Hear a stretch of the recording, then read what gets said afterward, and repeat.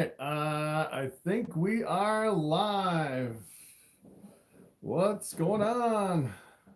Yeah, there definitely is a delay between my phone and this. All right, so we're live now. What's going on? See if we can get everything straight here. The Rock Lesnar, what's up? All right. All right. Inqueen, what is going on? All right. We are live on a Monday night. Stephen Rani, what's up? Ionian Reptiles, what's going on? Thank you for your wisdoms. All right. Thank you. Colorado, baby. All right. Yes, we are in Colorado. As a matter of fact, a lot of people have been asking, where are you? I actually don't mention it in my live streams. We are in the mountains of Colorado. Up here about 9,000 feet, pretty high up in Colorado. All right, just picked up a new ball python today. Vanilla Fire Cinnamon Orange Dream. Nice. So looks like it's either vanilla or fire, probably produced from a vanilla cream, which is pretty awesome. Chance Spectre, I love that only subscribers can chat and because of trolls. Well, trolls can actually subscribe. Yeah, I turned it on last time for the very first time where you could do a subscriber only live stream, which is pretty cool. And I did have, it seemed like I did have a spike of subscribers on my last live stream. So a few more people have actually subscribed. But kind of the weird thing is the day after I did that live stream, I had one of the lowest subscribers. I don't know what was going on with that. If people subscribe for the live stream and then unsubscribed, I don't know.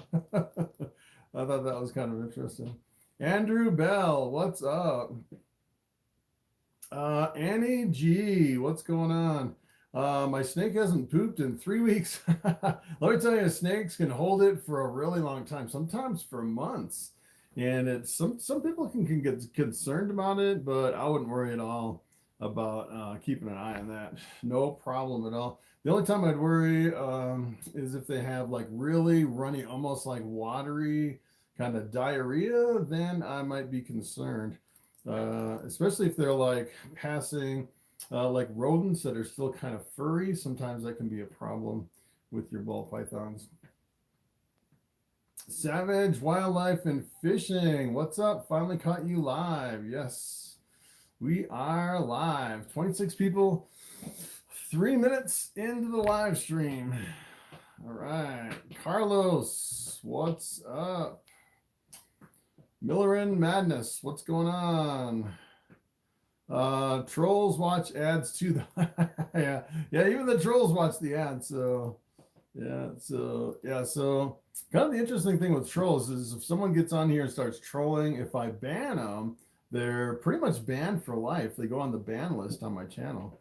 So pretty much, anytime someone starts kind of spamming in the comments, I'll ban them, but you have to be careful because you'll be banned for life with that username.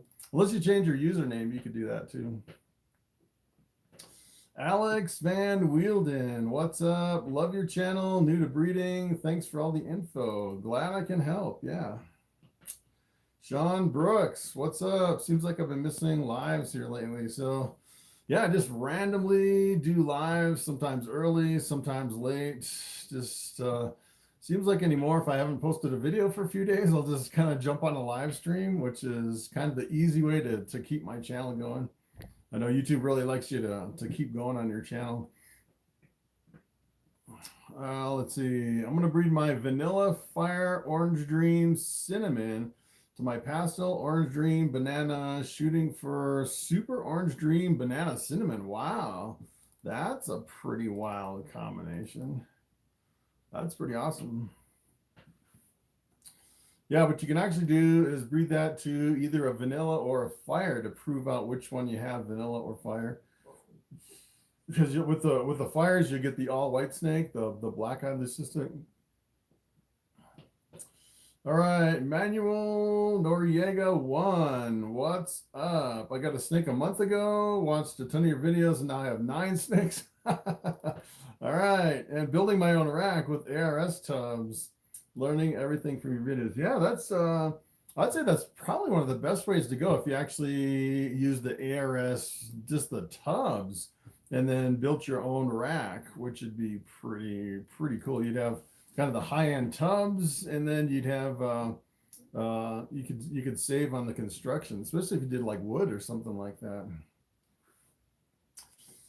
All right, Joshua Littlepage, what's up? Hatched my first pied this weekend. Wow, congratulations. So I've been breeding for a long time. I'm breeding for like 6 years. I finally produced just a straight pied this year, just one single pied for the first time.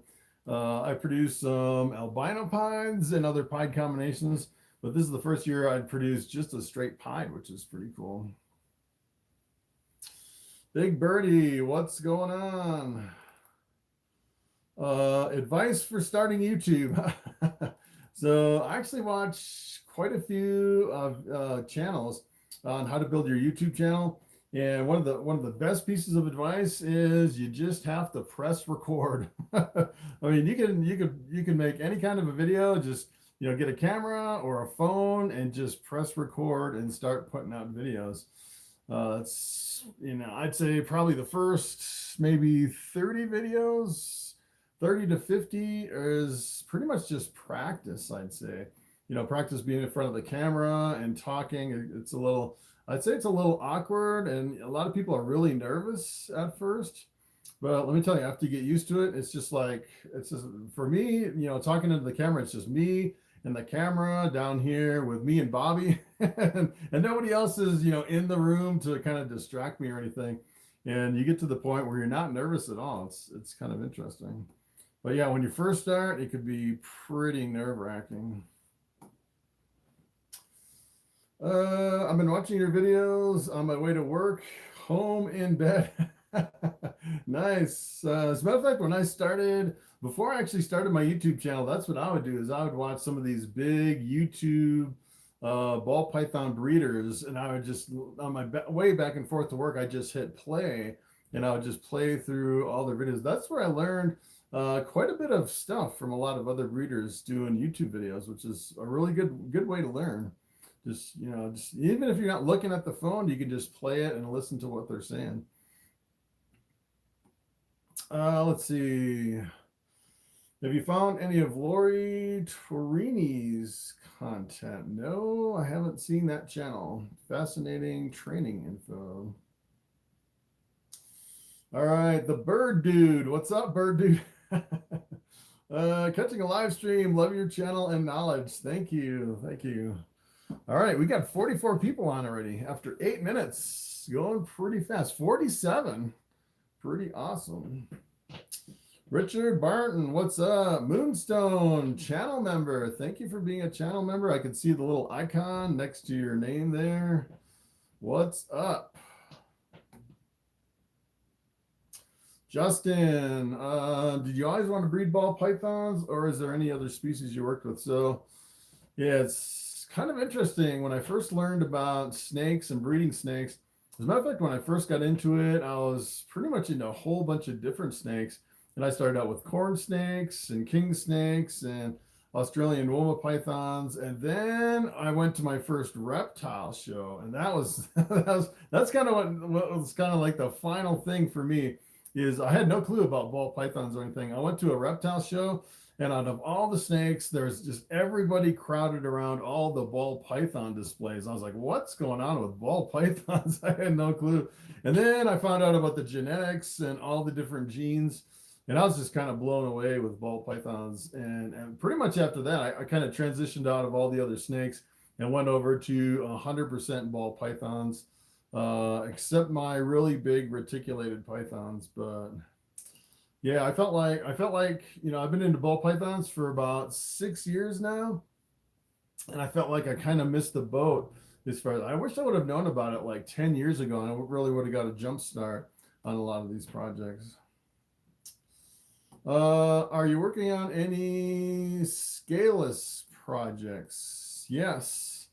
So this year is my first year breeding my scaleless heads. I actually have a lesser scaleless head male that I'm breeding to a few scaleless head females. I actually have 2 Lemon Blasts scaleless head females with the pastel and the pinstripe, and another one with just the pastel in it. So hopefully we'll hit some scaleless, completely scaleless ball pythons this year, which would be pretty awesome. All right, Trip McNeely just got a pastel pied. Nice. Was thinking of breeding to clown pie down the road. Yes. Yeah, so that would be pretty awesome, because then you get your pastel pieds 100% het clown, and you can actually breed those back to a clown pie. I'll definitely just, as a matter of fact, I'm also breeding this year, I'm breeding my triple hets, which are albino pied clowns. So technically I actually could hit a clown pie this year if I hit the odds really good. If I hit an albino pied clown, if I hit a visual, I'll definitely be holding on to that one. That's kind of my goal. As soon as I hit a visual male with the albino pied clown, then I want to take that, breed it into another recessive, and go for the quadruple recessive. I just haven't figured out what other recessive that I want to do yet. I keep going back and forth between different recessives, but yes, that is a really good project. All right, looks like we got a super chat. LKB Pythons, thank you. If codoms did not exist in ball pythons, what gene would you work with? Yeah, so codominant ball pythons, those are the genes that have a super form. Like the bamboo around my neck here has a super. The super bamboo is actually an all white snake with blue eyes. Yeah, so boy, I would say if codoms didn't exist, I would probably work with pieds and clowns, are pretty much the two most popular recessive genes. Let's see. Let me go back here. See if I can catch everybody's questions. I know I kind of get behind. They go pretty fast. Yes, Bobby was yawning. What are your thoughts on the Vanilla Scream? Yeah, so the Vanilla Scream is that's actually the vanilla, the fire, and that is the pastel, right? Vanilla Scream. Oh, let me go over here. I don't want to get anything wrong. I haven't even thought about Vanilla Screams for years. What is a Vanilla Scream? I know for sure. Vanilla Scream. I was thinking super pastel for some reason, but I don't think so. Yeah, it's a vanilla fire and pastel. Vanilla Screams are really awesome.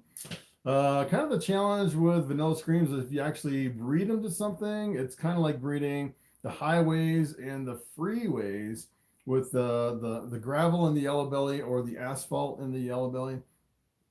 And you really can't tell the difference with the Vanilla Scream, the difference between the fire and the vanilla in a lot of cases, unless you actually produce the super form. Some people say that their lines of vanilla and fire are a little bit different, so where they can actually tell them apart. But sometimes, especially in combinations, it can be kind of a challenging project. Similar to the yellow belly and the asphalt, you really can't tell the difference between those two in most cases. Let's see, Rafael Sandoval, what's up? Why do ball pythons get dents in their eyeballs? I can't say I've ever seen a ball python with a dent in its eyeball. Never seen that before. Let's see. I managed to get 5 snakes just on various trades of old junk I never used on Craigslist. Nice. That's a pretty good way to do it. Trade junk for snakes and then breed the snakes and make money. Make more snakes. Let's see. What snake has brought you the most profit? Is it Bobby? I would say probably Bobby, just because of the sheer numbers of bamboos that I've actually produced. It seems like every year more and more people want bamboos. So I keep producing more and more bamboos. This is Bobby around my neck. He's my bamboo ball python. He doesn't breed anymore, but all of his offspring do breed. He's a pretty awesome snake. All right, Mars Doria. Happy Halloween. What's going on? Happy day after Halloween. Yeah, yesterday was Halloween. Let's see. Richard Barton, what are your thoughts on the hijacked ball python? Never heard of hijacked. Let's see. There is hijacks over here. Wow, I'm like behind the times. I haven't actually seen some of the new stuff coming out. Let's see. I have never heard of hijacked. Well, that's weird. This is unknown trait hijacked. Not familiar with that one. But it's weird. It actually had a category over on Morphmarket, which is weird. All right, what should I pair? One yellow belly pinstripe, one desert ghost, or one Enchi. Let's see. I think that's a point one. So that's a female yellow belly pinstripe with a male desert ghost or a male Enchi. Yeah, so when you're actually breeding, if you only have 3 snakes, you can actually breed one year and one the next year. So you get to the point where you're like 4 or 5 years down the road, and you're just kind of going back and forth between pairing one, pairing the other. And the first year, you're like, well, which one should I pair first?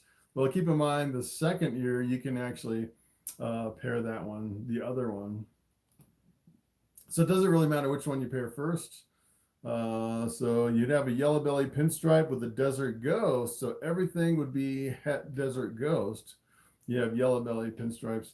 And then you'd have an Enchi. Well, actually, what I would do first is I would pair the yellow belly pinstripe with the desert ghost. And then you could hold back maybe a male if you got,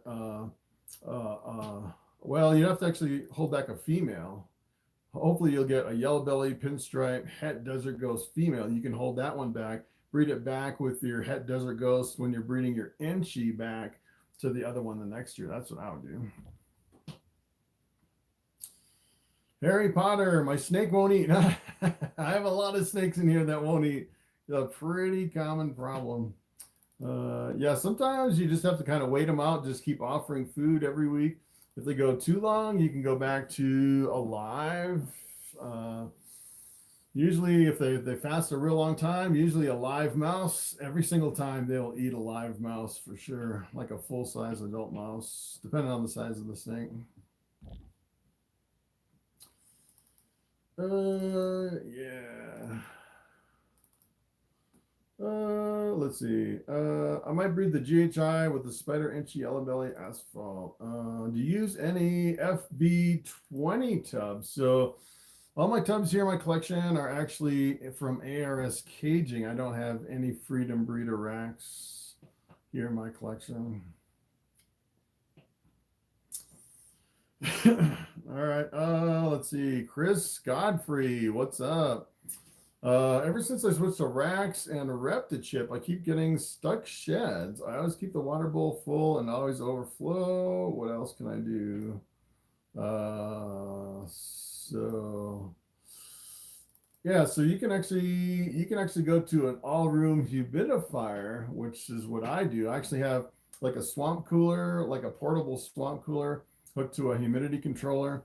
Keep it about 55% in here, and then it seems like that with the combination of the tubs really keeps in the humidity. But another thing you can do is just keep an eye on your ball pythons, and when they're getting ready to shed, when they start going kind of blue, you can actually take the water and kind of sprinkle them down with water and sprinkle a little more water in there in the substrate. Usually that'll take care of it every time.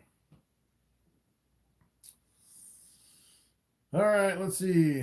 I want to buy a scaleless or a scaleless head from you. Yes, I will definitely, hopefully, if I actually get some eggs. I haven't produced any scaleless heads in a long time. I've just been kind of holding on to them, waiting for them to grow up. So yes, I can definitely do this. Matter of fact, I got rid of all my scaleless head males except my lesser scaleless head. So that's another reason I really haven't been producing any scaleless heads, because I sold my normal male scaleless head. So I didn't really have a breeder that I could breed.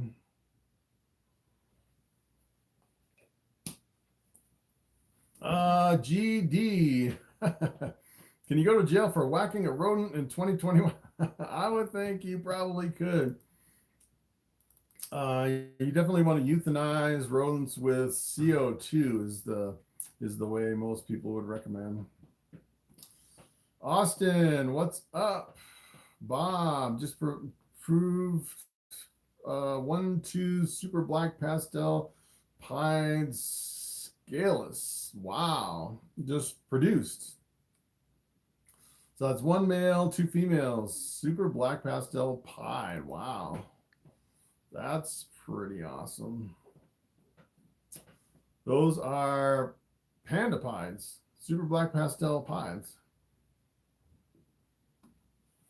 Hugo, I love the visuals. I have a banana enchi male. What morph would you recommend I breed with them? Banana enchi, yes. I actually like, you can actually do leopard in with the banana enchi. That works pretty good. You can also do enchi and get the super enchi, like a super enchi leopard banana, which would be pretty awesome. Vix 45, what's up? How old is too old to breed males? You really can't, as far as I know, ball pythons aren't really too old to breed at any age, which is kind of interesting. It seems like the bigger they get, the more they produce. Although a lot of people say when you get a big male like Bobby here, which is like huge, look at how big Bobby is. And Bobby, most people would say, if you take Bobby and breed it to a female, sometimes these big males, I've actually heard they can get a little bit lazy or they're kind of stubborn to breed the females. And I don't know if you could actually breed something like this to like a really small female.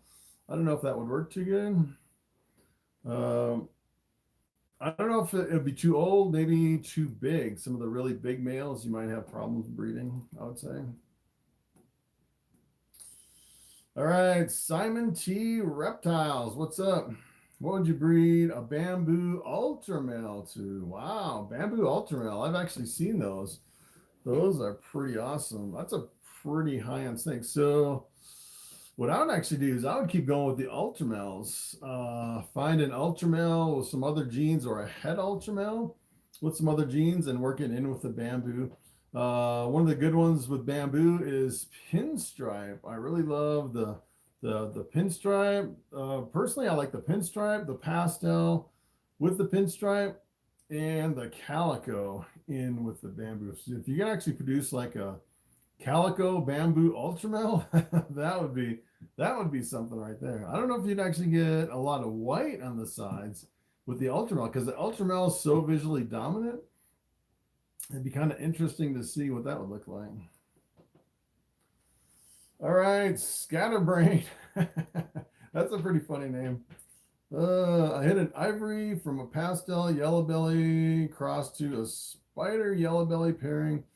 How do I know if those genes are in the ivory? Good question.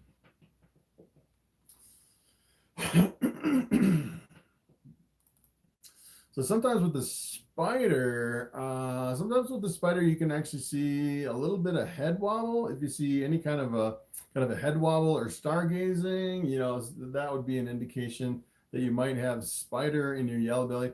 And I've seen I'd say probably 90% of the spiders I've seen have no head wobble at all. You know, it's just the 1 out of 10 that kind of get the bad rap when it comes to spiders. As far as pastel, I don't know if you could tell if pastel, I don't know if pastel would actually give an ivory green eyes. Sometimes you can tell by the eye color that you have pastel in there. One of the other things you can do, if you actually had leopard in there, it's kind of interesting when you work leopard in with an ivory. A lot of times the leopard will break through and it'll draw out the other genes in the ivory. So if you actually had like a leopard pastel spider, you could actually see the pastel and the spider breaking through with the leopard, which would be kind of cool. What I'd actually do is I'd take that and try to work leopard into an ivory You can get some pretty amazing ivory combinations. All right, Carrie Clinton, what's up? When you pair snakes, do you put the male in with the female or the female with the male? Yeah, I don't think it really matters. So in my collection, I normally keep my males in these tubs like right behind me because the males are generally smaller. I usually don't feed them as much as the females. I keep them a little bit smaller. And I've always taken the male out of the small tub and I put it in the bigger tub with the female, just because the females have a bigger tub and I think it's easier to breed with a bigger tub. But I don't think it really matters if you have them in the same size tub. You could probably put the female in with the male. All right, have you, I think that's have you ever had a possible het that doesn't prove out? Yes. As a matter of fact, I have one snake down here, which is my pastel calico female. I actually bred it it was the year before last, and I actually got a visual desert ghost out of that. And come to find out, it's het desert ghost. Well, I tried the same pairing again, hoping I get a few more desert ghost visuals. I got none, 0 desert ghosts. So I bred that snake 2 years in a row. I should have got 50% visuals, and I only got 1. So it definitely can happen. I've actually seen people take a het, breed it 2 years in a row and get no visuals, and then breed it again to finally get the visuals. So sometimes it just depends on the odds. I've actually seen one person took a bamboo, bred it to something else, got a whole clutch of bamboos, even though the odds were 50%. So let me tell you, the odds can definitely play tricks on you. All right, Annie G, is it safe to put 2 males together? No, 2 males will definitely fight. It was kind of interesting when I first bought my whole collection of females. I bought I think it was like 8 or 9 female breeders, and I had them up here in my ARS 7030 rack. I was actually taking Bobby and I was moving it through the rack through all the females.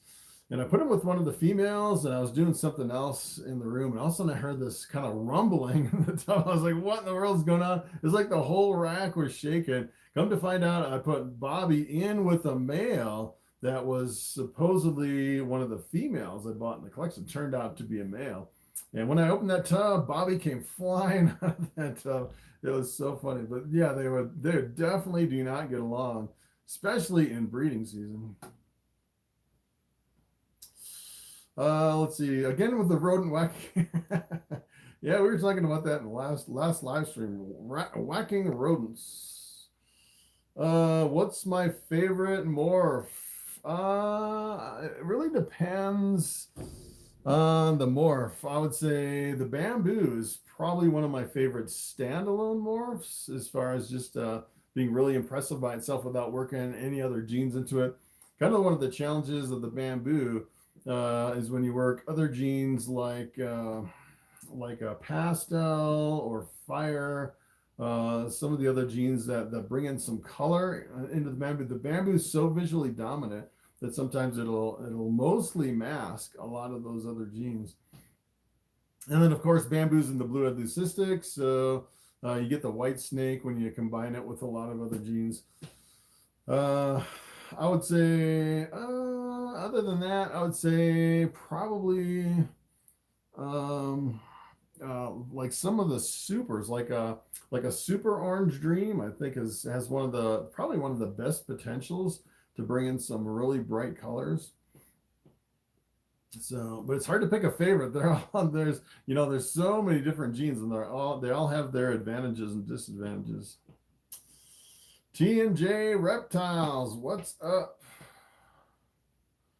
Wasteland Relaxer, what's going on? Hey Chris, thank you for helping to introduce me to breeding. Just picked up my 6th snake. Nice.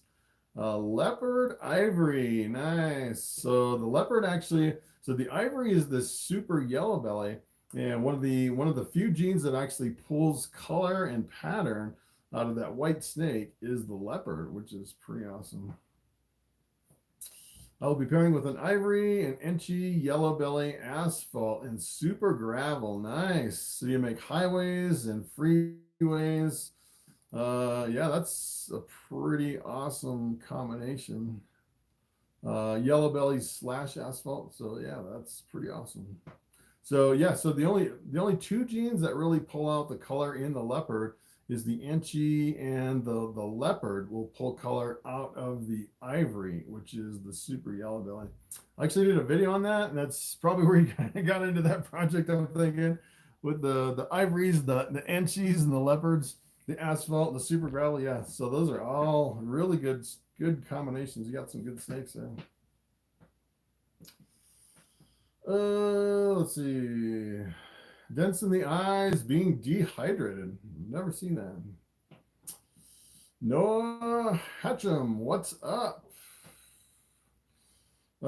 Favorite co-dominant genes. I would say my favorite co-dominant gene, I think, has to be the super pastel. I actually did a video on the super pastel mixed with just about anything, and you get really impressive super pastel combinations that look just kind of mind-blowing, which is pretty wild. As a matter of fact, I think every time I produce a super pastel, I'm going to hold it back. I produced 2 of them this year that I'm holding back. And you can pick up super pastels pretty cheap too. So it's a pretty awesome co-dominant. Papu Shump. I'm sure I destroyed your name. So my female yellow belly spider is really showing signs of breeding early, hard not to pair up while waiting for next year. Yes, definitely. Let's see. Codom is not a real thing. Yeah, some people say codominant. So kind of the old time terminology, when someone says codominant, what we're talking about is we're talking about a gene that has a super form. And you can actually see one copy of the gene. So if you can't see one copy, it's recessive. And if you can make a super with 2 copies, then it's a codominant. And you can actually have some genes are dominant. I'd say probably the best example of a dominant gene would be the desert. So there's some kind of a problem in a dominant where you can't have 2 genes. And with the desert, you actually have females that can't lay eggs. And if they do lay eggs, some people say that the deserts will die, or all the eggs will actually be slugs. They say do not breed a desert female. So you actually can't get a super because you can't breed a male to a female and then have that female lay eggs. So it's kind of interesting with the dominance. And some people are actually proving that maybe there are no dominants. I actually saw someone who proved that their desert female laid some viable eggs. So maybe desert could be a co-dominant if he could actually produce a super desert, which would be pretty incredible. All right, Crisco. What's up? Gonna start smaller. All right. Let's see. Brody Wren. My snake out of the tank and I cannot find him for a week. Wow. Where do I look? I really miss him. Yeah. So good question. So it depends on what type of snake is it and how big the snake is. I actually lost a really small California king snake in my house, and I'm convinced it actually went in the heating system and kind of went in the ducts. I just never found that snake, and that's been years. But if it's a bigger snake, I would kind of look around as far as what they could get into, like little holes and cracks and stuff. Hopefully they don't go behind the wall. That would be terrible if it got behind the wall somehow. Dark Magician, I got a question. How do I convince my wife to buy a ball python? Yeah, so good question. What you can do is you can kind of do it like I do, set up a snake room that nobody can get into. Gotta start your snakes in a separate room that no one is allowed into. That's one way to do it. Yeah, some people are terrified of snakes. Some people can't even look at a picture of a snake, which is, as As a matter of fact, I was talking to someone the other day. They wouldn't even look at my YouTube channel because they were so terrified of snakes. All right, Code Red. What's up? And if you're wondering, I am way behind on the comments. Let's see how far I am. Not too bad. Maybe 20, 25 comments behind. One day I was like 150 behind. I actually had to skip ahead. I was so far behind. I couldn't believe how many people were watching. I think we had like 120 or something. Right now we're up to 81. 27 thumbs up. Hey, 1 thumbs down. What's going on? It must have been the guy afraid of snakes that kind of jumped in the live stream like, whoa, I'm in the wrong place. Look at Bobby around my neck. All right, Code Red. What would you pair to these females? I'm trying to avoid making blue-eyed leucistics. Looking for opinions. Female pastel leopard het clown. Female pastel cinnamon het clown. Female fire het clown and Mojave het clown. Wow, all females. Yeah, you need to buy a male, I would say, for sure. I would definitely buy, it seems like everything's het clown too, so I'd definitely buy something het clown. You actually have Mojave, so I would probably avoid doing like anything in the blue-eyed leucistic complex. So I would avoid all the genes like bamboo. You probably wouldn't want to do like a bamboo, Russo, Mojave, Mystic, Mocha, Phantom, Russo, all those genes. As a matter of fact, I actually have a video about all the genes in the blue-eyed leucistic complex. I would definitely look at that and kind of avoid all those genes. You have pastel leopard het clown, pastel cinnamon. I would definitely do at least a pastel or a super pastel, either a het clown or a visual clown. I'd probably do like a pastel clown male is what I would actually do. And then fire, so you don't want to have anything with fire because you'd make a black-eyed leucistic. You want to avoid sulfur too, because sulfur it actually is pretty much the same thing as the fire. I would avoid Lucifer too, because Lucifer is another line of fire. So fire, Lucifer, and sulfur would actually work with fire to make your all white, your black-eyed leucistic on that one too. So yeah, you can make some pretty awesome clown combinations with that. I would actually add red stripe if you can do that. If you've ever seen the red stripe, probably like a red stripe pastel or red stripe super pastel clown is what I'd actually do for a male. If you can afford it, it'd be really expensive on that one. All right, so I just saw a super chat. All right, welcome to the Grow Tent. Thank you for the super chat. All right, DJI Mojave Black Pastel Leopard is going to be my first ever pairing. Wow, nice. So let's see, DJI is a dark gene that really scrambles up the pattern. Mojave is in the blue-eyed leucistic complex. Black pastel is dark and leopard is dark. So you have, well, Mojave can be kind of dark too sometimes. Not really that dark, but you actually have 3 dark genes going to the dark side. So that's pretty awesome. So the leopard and the DJI could really scramble up the pattern, that's pretty interesting. You get some pretty interesting dark snakes out of that one. All right, so let's see. I'm going to go back to Corey. What's up? Bought 2 females last year, a pastel spot nose het clown and an orange dream enchi het clown. Have yet to buy a male. If I were to only buy 1 male, what genes would you think would suit both? So let's see. Both are het clowns, so I definitely buy at least a het clown or a visual clown. Pastel, spot nose, orange dream, enchi. I would probably do leopard. A leopard het clown or a leopard clown. I know sometimes the leopard clowns can be pretty expensive. I'd probably do at least het clown, because if you actually produce the leopard, the spot nose, and the clown, they actually call that the Batman, which is a really awesome combination. Let's see, and you have pastel in this, so you can actually get like a pastel Batman, which would be pretty awesome. What you can actually do too, I would probably do like an orange dream, maybe an orange dream leopard, because then you can make the super orange dream inchy clown, which would be pretty awesome too. Yeah, those are some pretty good snakes there. All right, Teen J Reptiles. This is my first year breeding. I'm a first time breeder male.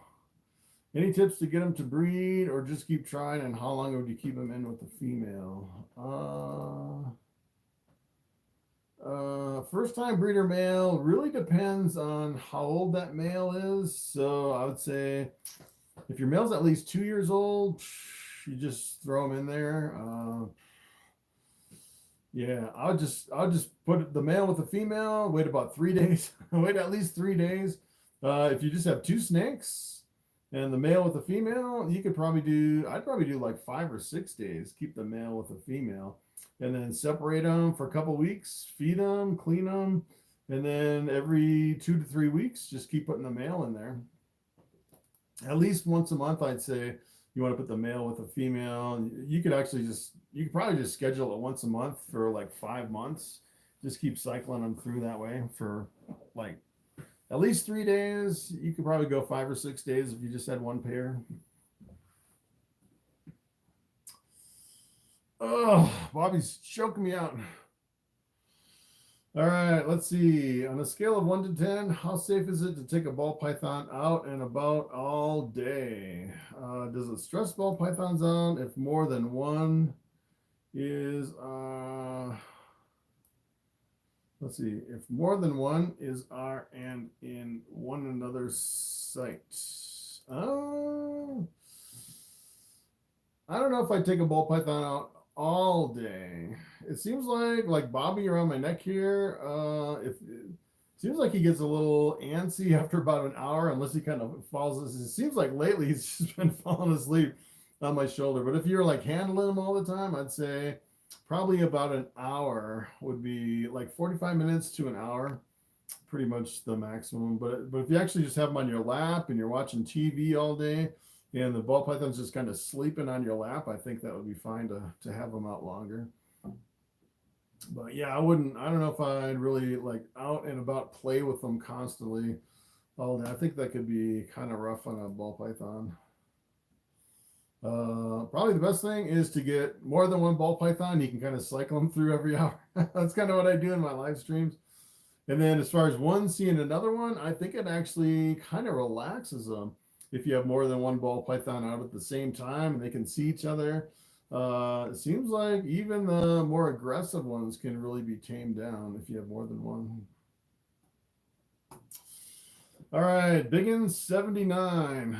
Let's see. What advice would you give to a non-reptile owner looking to buy a ball python pet in the coming year in terms of buying costly morphs? No desire to become a breeder. Yeah, so you can spend as little or as much as you want as far as a pet. As a matter of fact, if you're looking just for a pet ball python, I'd say one of the best bangs for your buck is if you actually go over to Morphmarket and look up the desert gene. Look at some of the desert combinations, because a lot of people kind of frown on breeding deserts because of the problems with the females. Keep in mind the desert is different than the desert ghosts, which is perfectly fine. But if you can find some deserts, a lot of times you can go over there and find really super stunning, looks like really high-end combination, desert combinations, and you'll get them just for a couple $100 because nobody wants to buy them, because a lot of times you really can't breed them, especially if it's a female. It's a pet only if you buy a female. So that could be one place you can get a pretty awesome snake for almost nothing. That would be really awesome.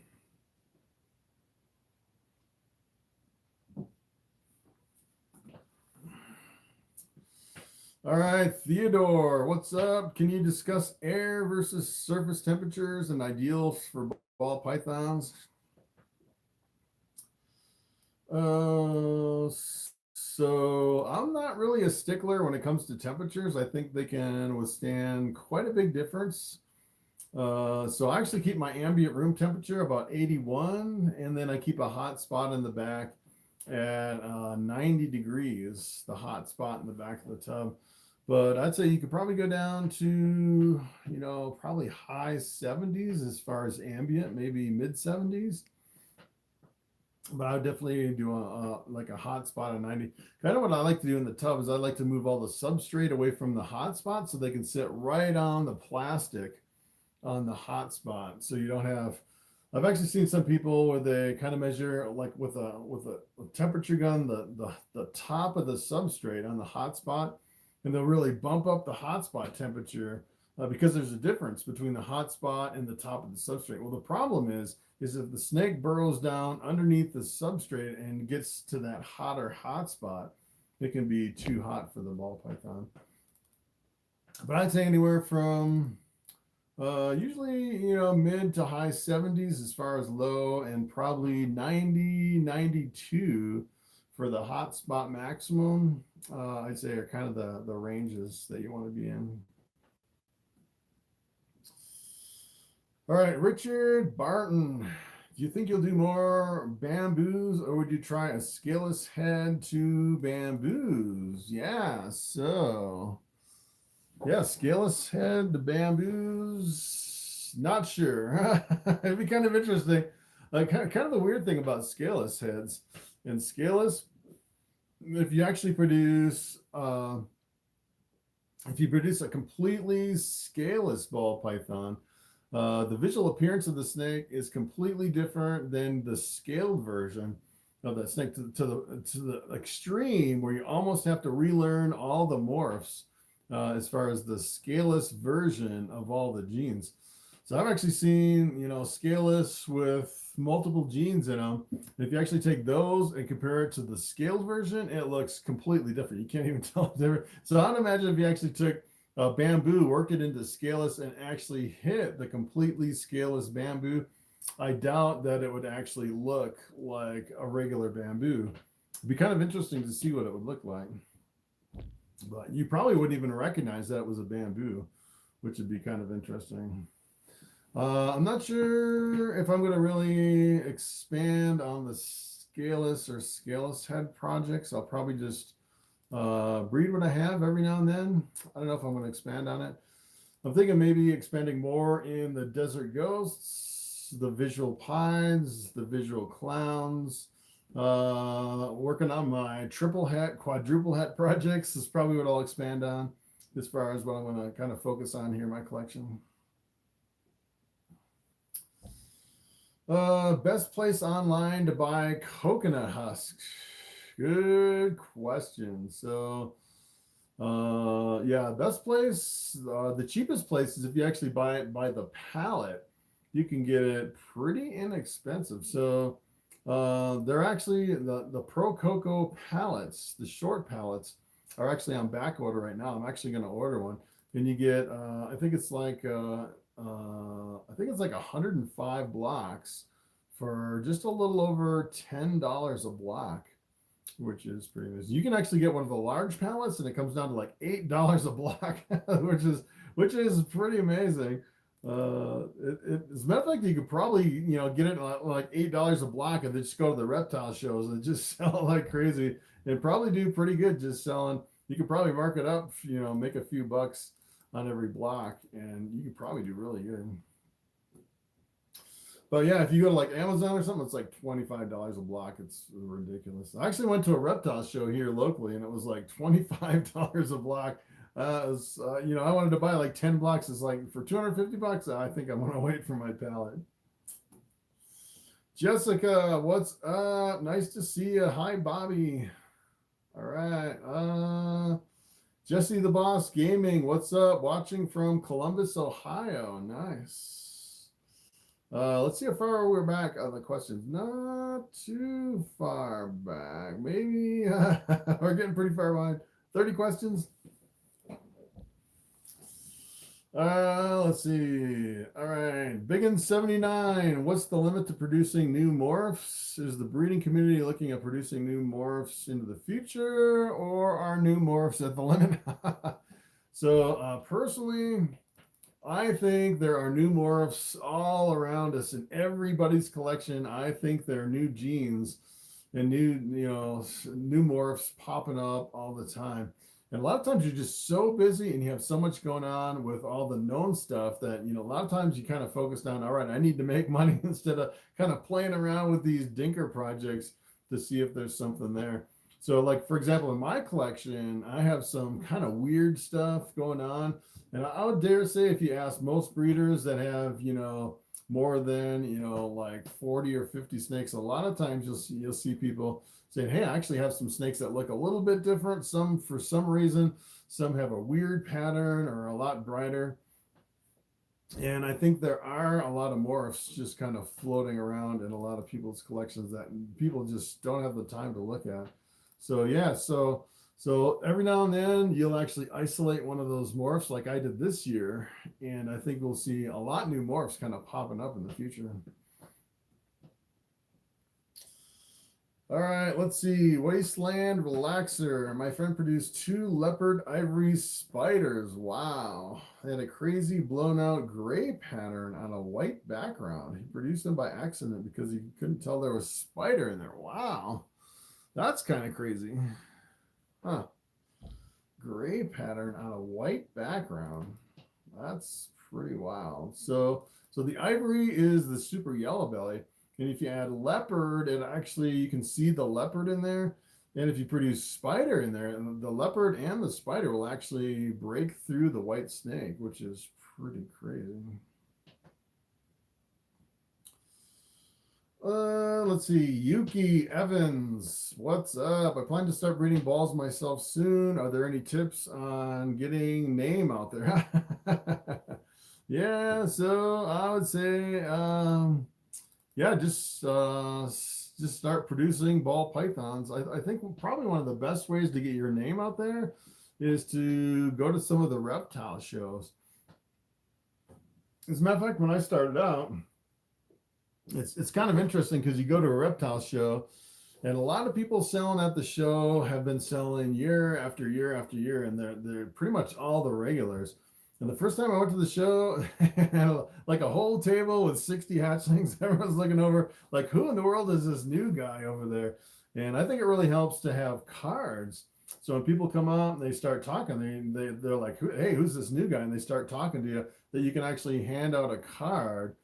And one of the first cards I handed out actually had a link to my YouTube channel. So if you could kind of build a YouTube channel with a few videos and get the link, and then put that on a business card before your first reptile show, a lot of times you can actually just hand out the cards at the shows. That's what I did. And it seemed like every time I did like a reptile show and handed out the cards, I get a lot more traffic on my YouTube channel, which is one way to get your name out there. Got another super chat. Charles Williams, thank you for the super chat. Nice. Let's see.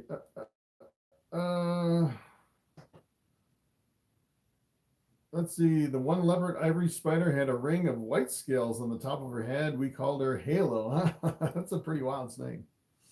All right, Jessica. Tomorrow I'm having my 5th snake shipped to me. Vanilla Spark. Nice. Vanilla Spark female. That's pretty awesome. Yeah. The one bigs. Hey Chris, I'll be pairing a pewter 100% head clown with a pastel Enchi 100% head clown. Nice.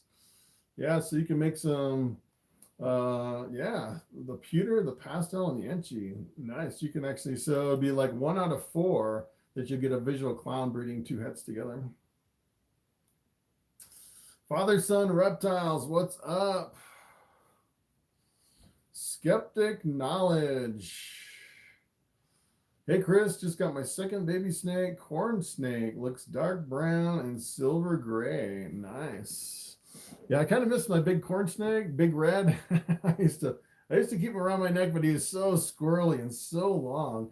It's hard to keep him on my shoulders. He's a pretty awesome snake, though. Joey G, starting my first time breeding and I'm going to document my experience with videos. Nice. I've learned a lot from your videos. Going to go with ReptiPro 6000 for my incubation system. Nice. I didn't even know there was a ReptiPro 6000. That's interesting. All right, Joey G, I have a male Mystic Crystal. I am breeding to my normal male. Nice. Mystic Crystal. Patrick, how to make a snake without scales? Yeah, so in order to make a snake without scales, you have to breed two scaleless head ball pythons together. On the scaleless head, it basically just has a few scales missing from the top of the head, and then sometimes you can actually check the last scale right before the vent. Like right down here, the last scale is actually split into two right by the vent if you have a scaleless head. So that's kind of a way you can check to see if you have a scaleless head. If you breed two scaleless heads together, 25% of the time you'll get a completely scaleless ball python, which is pretty wild. I'd say it's one of the new things on the block. I'd say when I first started in Ball Python 6 years ago, they just first discovered the scaleless head. So it's only been in existence like 6 years. So fairly new morph, the scaleless and the scaleless heads. They also have micro scales, which is the micro scale and super micro scale is another version of the scaleless head, which is kind of interesting too. All right, Joel A. The females usually shed after starting pairing, but before a prelay shed. Yes. Females do shed a few times before the prelay shed, just kind of randomly. Punk Rocka, what's up? The girl laid 7 eggs. Nice. All right, congrats on 7 eggs.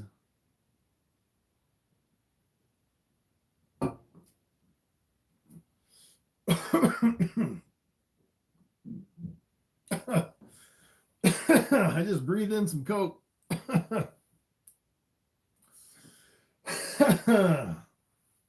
All right, Tarantula Nirvana, what's up? I just came across a gorgeous ball python that is a pastel spider, orange dream, 100% head clown. Wow, yeah. So, yeah, I love the spider with the pastel and the orange dream. As a matter of fact, yeah, you could produce some nice clowns with that. The other thing you could do is work in another copy of Orange Dream and Calico in there with the spider. So the Super Orange Dream, Pastel, Calico, Spider is definitely one of my favorite spider combinations. They absolutely glow. Still choking on my Coke I breathed in. Zombitos Morphs, what's up? Hello, everybody. Corey, let's see. Couldn't finish my comment. I'm looking to get a 3-gene male clown. Not sure which 2 other genes. Nice. Sensational Skills, what's up? Let's see how far I am behind in the comments. Maybe 30, 30 comments behind. All right. Glad to finally catch a live. It's been months. Welcome to the live. We've been going for 59 minutes. 89 people on the live.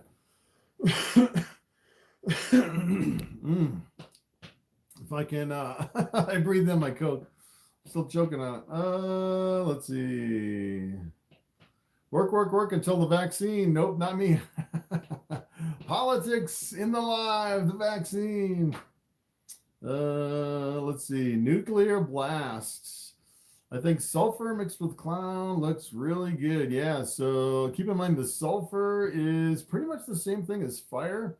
It's like a different line of fire where you can definitely see some differences in the super sulfur. Usually the super sulfur has a lot more yellow than the super fires. But a lot of times the fires and the sulfurs will pretty much act the same way. But yeah, you can do fire clowns or sulfur clowns. Let's see. You could get a double recessive visual with clown and desert ghost. Definitely. Let's see. Reese Macris, what's up? My black pastel, yellow belly refused to lock with my pastel double head clown pod. I feel like it just may be too small for her. I bought a clown proven breeder, but what are some tips to get a lock? So yeah, I would say sometimes, I'd say most of the times, you'll actually miss the locks. You actually won't see it unless you have like a video camera on the snakes and like replay all the footage from the whole time the male is in with the female. I'd say probably 90% of the time, you're actually going to miss the lock. And sometimes the locks can just be, they'll lock up for like an hour and then separate. Sometimes it's super fast on a lock.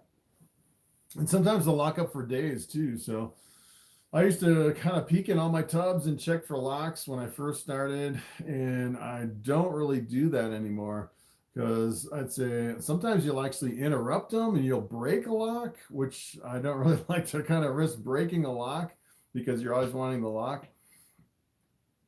And I say even checking on them like multiple times a day. And a lot of my females would actually lay eggs, which I never saw a lock. So I just gave up looking for locks. All right, Joey G. Bobby makes me want a bamboo. Yeah, Bobby is a cool snake. He is just a straight bamboo.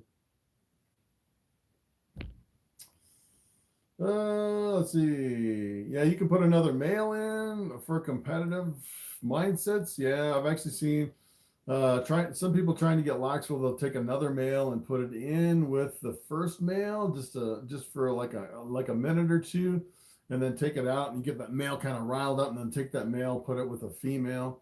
I've seen some people do sheds from another male in with a male that's having problems locking. What I'm actually going to do this year is I'm actually going to take some of my really aggressive males that I know breed every single snake, and I'm going to go through one of my bamboo combinations because a lot of people want bamboos, and I'm going to follow up all the problem males in my collection with that bamboo. So if they don't breed with the first snake, hopefully they'll breed with a bamboo at the end of the season, kind of the last rotation. I'll just take the really aggressive bamboo breeder, and I'll move it through some of my females with those stubborn males. That's kind of what I'm going to do this year. All right. Are you ever going to get some Orange Dream in your collection? I'm not sure. If I buy, there's so many genes out there. I'm not sure exactly what I'm going to get. If I can find Orange Dream in with something else that I'm looking for, I might actually do it. So I'm thinking maybe, I don't know, I'm kind of on the fence as far as what I want to get. I'm thinking about maybe like the acid static confusion, bringing that in.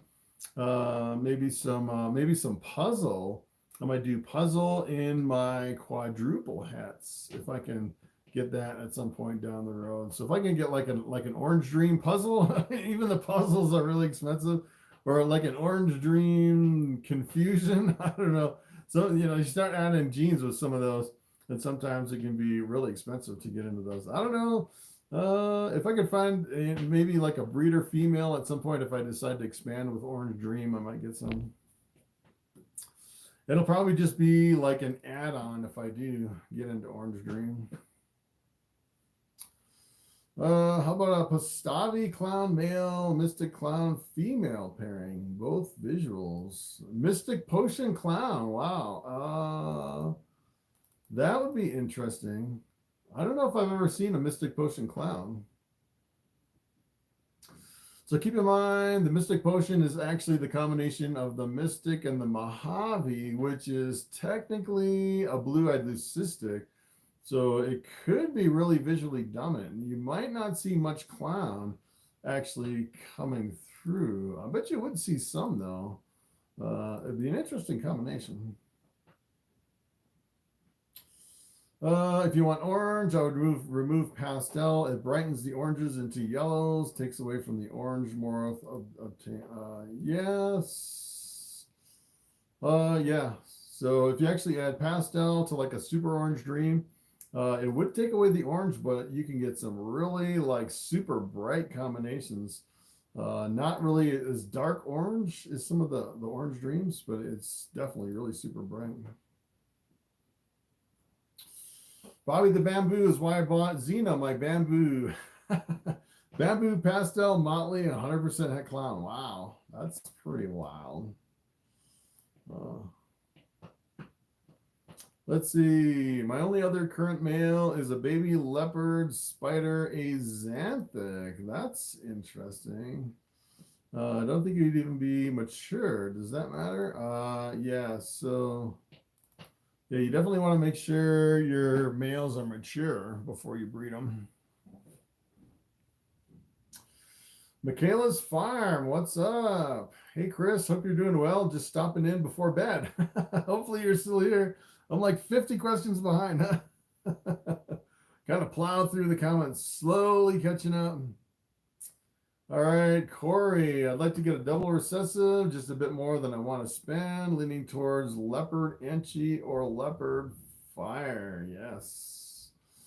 Leopard's pretty awesome. The only thing with leopard, I actually saw in one of the past reptile shows, someone was actually taking leopard, mixing it in with confusion, and they couldn't tell the difference between the leopard and the confusion, or if it had both genes in there. So if you're getting into leopard, I'd probably go for either leopard or confusion. I probably wouldn't get them both unless you make sure not to breed them together, because it could get pretty confusing between the two. But leopard's pretty awesome. Johnny Lopez, what's up? Joey G, just put my male back with my normal, and he keeps slithering around with the tip of his tail pointing upward. Yes, that's a good sign. Yeah, usually they get kind of crazy with their tails kind of flipping around when you put the males with the females. I'm actually on the last leg of my first breeding cycle. As a matter of fact, tomorrow I'm going to move my males to the third females for 3 days, and then I'm going to give everyone a break and separate and feed and clean and everything. Pretty much for a couple of weeks, I'd say, before. So I actually started pairing up on October the 15th.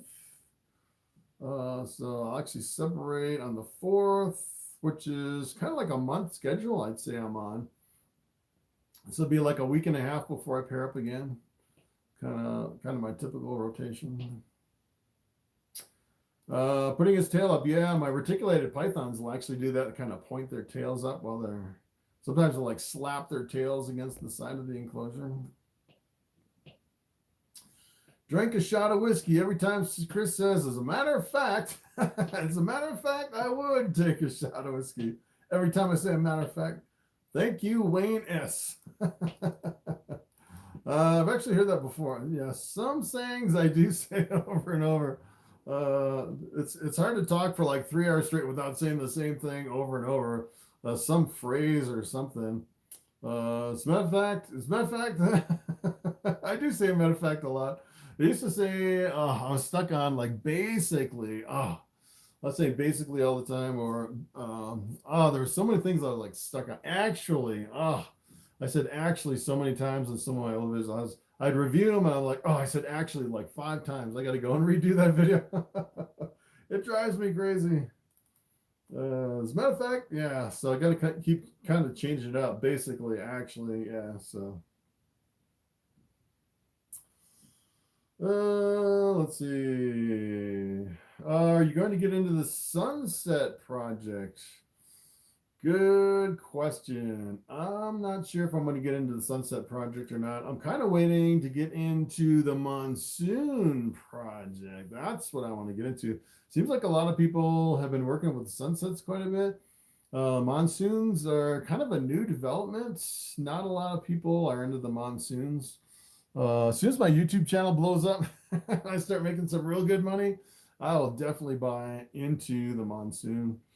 I'm not sure if I want to do the sunset though.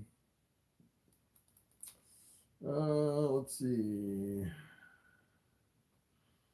Let's see. I want a baby brownie. All right, Paradox B3. I have a 4-month-old BEL Bamboo Mojave. Is it true in hatchlings that you can visually see the presence of bamboo, either with the naked eye or in the black light? So,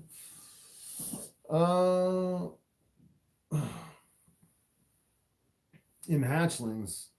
So if you have a hatchling, blue-eyed leucistic with bamboo in it, I don't think you could see the bamboo in there. So I know with the bamboo and the lesser, you'll actually get a blue-eyed leucistic with kind of a faint yellow line right down the top. But you can't actually see bamboo in there, and you can't see any other genes in the blue-eyed leucistic. So I don't think in a blue-eyed leucistic you can actually see the bamboo. Let's see. My Vanilla Fire Orange Dream Cinnamon has tons of ringers. Almost looks like a pied. Yes. So Vanilla Fire Orange Dream Cinnamon. So that is probably from the genes reacting with cinnamon. A lot of your cinnamons or super cinnamons, a lot of times they'll have just random ringers, especially if you have het pied worked in with the cinnamon or like a super cinnamon. A lot of times it'll intensify the ringers on those.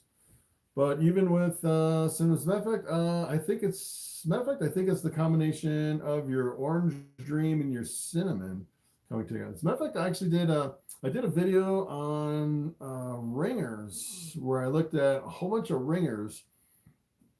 Essentially what a ringer is, it's like a white patch that's randomly on your snake, usually along the tail, and it kind of comes up, looks like a pied marker. Looks like your snake is pied, but it's not pied. Sometimes it won't even be het pied. Sometimes the het pieds with certain genes, like champagne het pieds, you'll see ringers. It'll almost look like a visual pied with your champagne het pieds. And your super cinnamon het pieds will actually look like pieds sometimes. But one of the things, there was some other genes in that video. I'm pretty sure it was cinnamon and orange dream coming together to make a lot of your ringers, which is pretty interesting. All right, Johnny Lopez. Dumb question, but would 2 regular Boll Pythons change its morph? No. So if you breed a normal with a normal, you'll get a whole clutch of normals, unless you actually have some hets floating around. So it seems like it seems like a lot of snakes can be het. A lot of people are kind of diluting all their hets more and more as they produce more and more hatchlings. So you can have, het pied or het clown. And if you happen to have 2 hets in those normals that come together, potentially you could produce a recessive that you don't even know you have, which I've actually done before, which is kind of interesting. Let's see.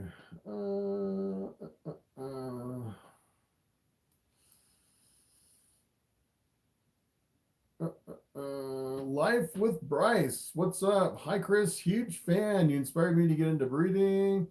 So got new adult male and a female a month ago. They ate for the first time last night. Is it too late to pair them? Just ordered a baby bamboo. Nice. Congratulations on your bamboo. Speaking of bamboo, where are you going, buddy? Oh, all right, Bobby. It's wrapping around the chair. Oh. All right, definitely not too late to start breeding. Yeah, so I actually just went through one breeding cycle. As a matter of fact, some of my females weren't quite ready. Their body condition was a little light. So kind of the first breeding cycle, and then you try to feed pretty heavy to get your females into condition. A lot of times when you pair them up the first time, sometimes they won't breed, but it'll stimulate their appetite to kind of kickstart the breeding season. So definitely not too late to breed. Let's see. Juggalo Bam 42069. What is going on? What's your favorite thing to mix with banana? So yeah, so keep in mind banana is really visually dominant. So what you really need to do with banana is you need to mix in a pattern enhancing gene. One of my favorites is Enchi. You can work in Enchi with the banana, or Super Enchi, or you could do like a super pastel. You could do leopard. You could do spot nose, or a leopard spot nose banana, which would be pretty cool. Yeah, that'd be anything that really kind of jumbles up the pattern. I really like the pinstripe bananas, or the pastel pinstripe bananas, the lemon blasts. That really kind of jumbles up the pattern too.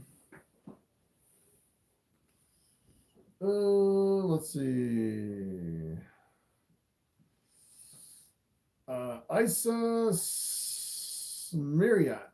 I don't know if I said your name right.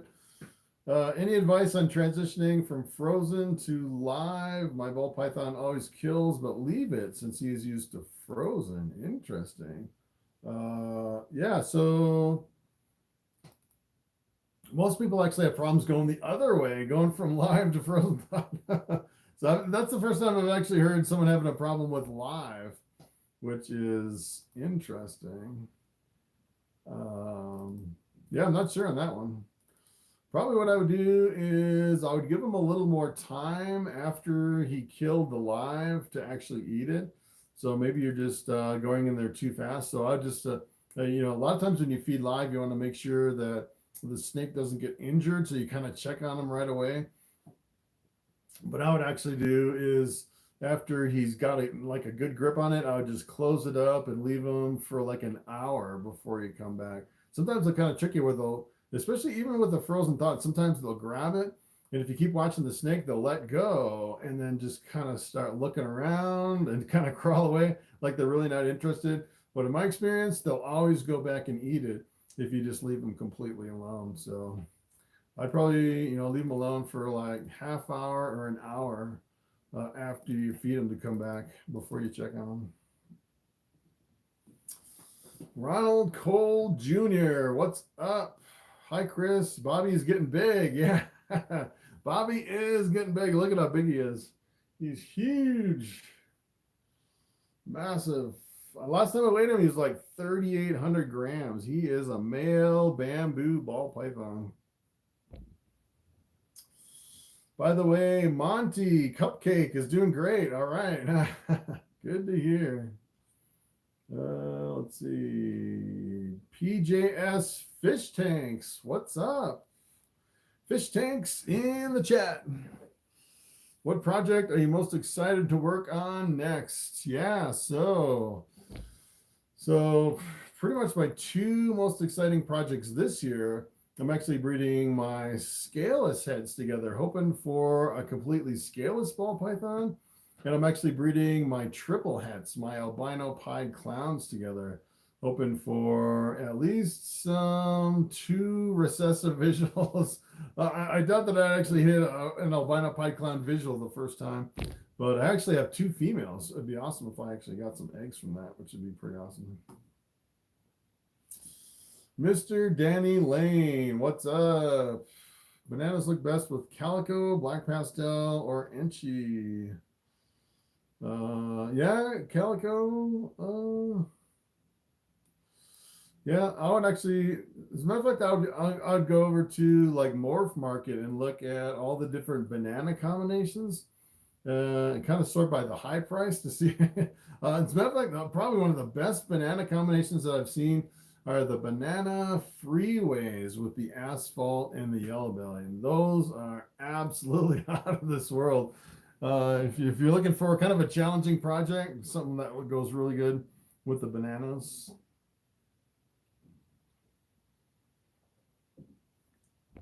Sunset banana, yeah, that would be a good one too.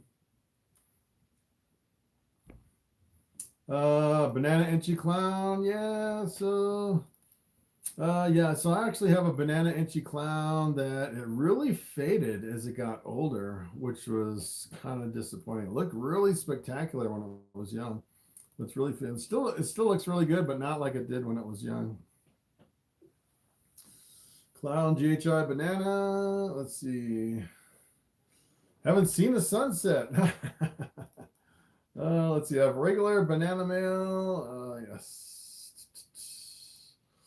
Let's see. Carlos, I'd like to see a desert ghost bamboo. So I was actually kind of thinking about the desert ghost and the bamboo. I'm not sure it would be much more impressive working desert ghost in with it, because you know the desert ghost really enhances kind of the contrast and the brightness. I don't know if it would make as much difference working desert ghost into a bamboo as working desert ghost into some of the other combinations. It'd be interesting to see one in person. Sarah, as a breeder, what do you do when you can't sell your snakes? Do you have to be prepared to keep all the snakes? No, you definitely don't need to. I've never had a problem selling snakes at all. As a matter of fact, if you have too many ball pythons, you can take them to any reptile store, like one of the stores that specialize in reptiles. You really can't bring them to like a Petco or anything like that. They won't take them. But if you go to a reptile store, they will take every single ball python that you can produce. Let me tell you. Essentially what they do is they just flip them and sell them right in the store. So no problems at all. As a matter of fact, I've actually seen some people, what they'll do is they'll breed ball pythons, and all the hatchlings, what they'll do is they'll kind of have an arrangement with one of the bigger breeders that sells a lot of ball pythons, and they'll just ship all of their hatchlings to the big breeders, and the big breeders will just figure out like wholesale price, which is like normally like half what you would normally get for a ball python, and they'll just flip them. So that's another way you can do it. You can actually go over to kingsnake.com. There's a whole bunch of people that advertise that they want to buy any snake that you can produce at wholesale prices, and I think it's like a minimum of 10 snakes. So if you have like 10 snakes or more, you just go over to kingsnake.com, look through the ball python ads over there, and you'll see people looking for wholesale ball pythons, and they'll just kind of give you market value, like half the market value for your snakes. So yeah, snakes, they're always worth something. No, let me tell you, you will not get stuck with snakes. I can guarantee that. Let's see, Reptilian Oasis LLC, powerhouse stuff out there. All right, yeah, sell them wholesale. Yep.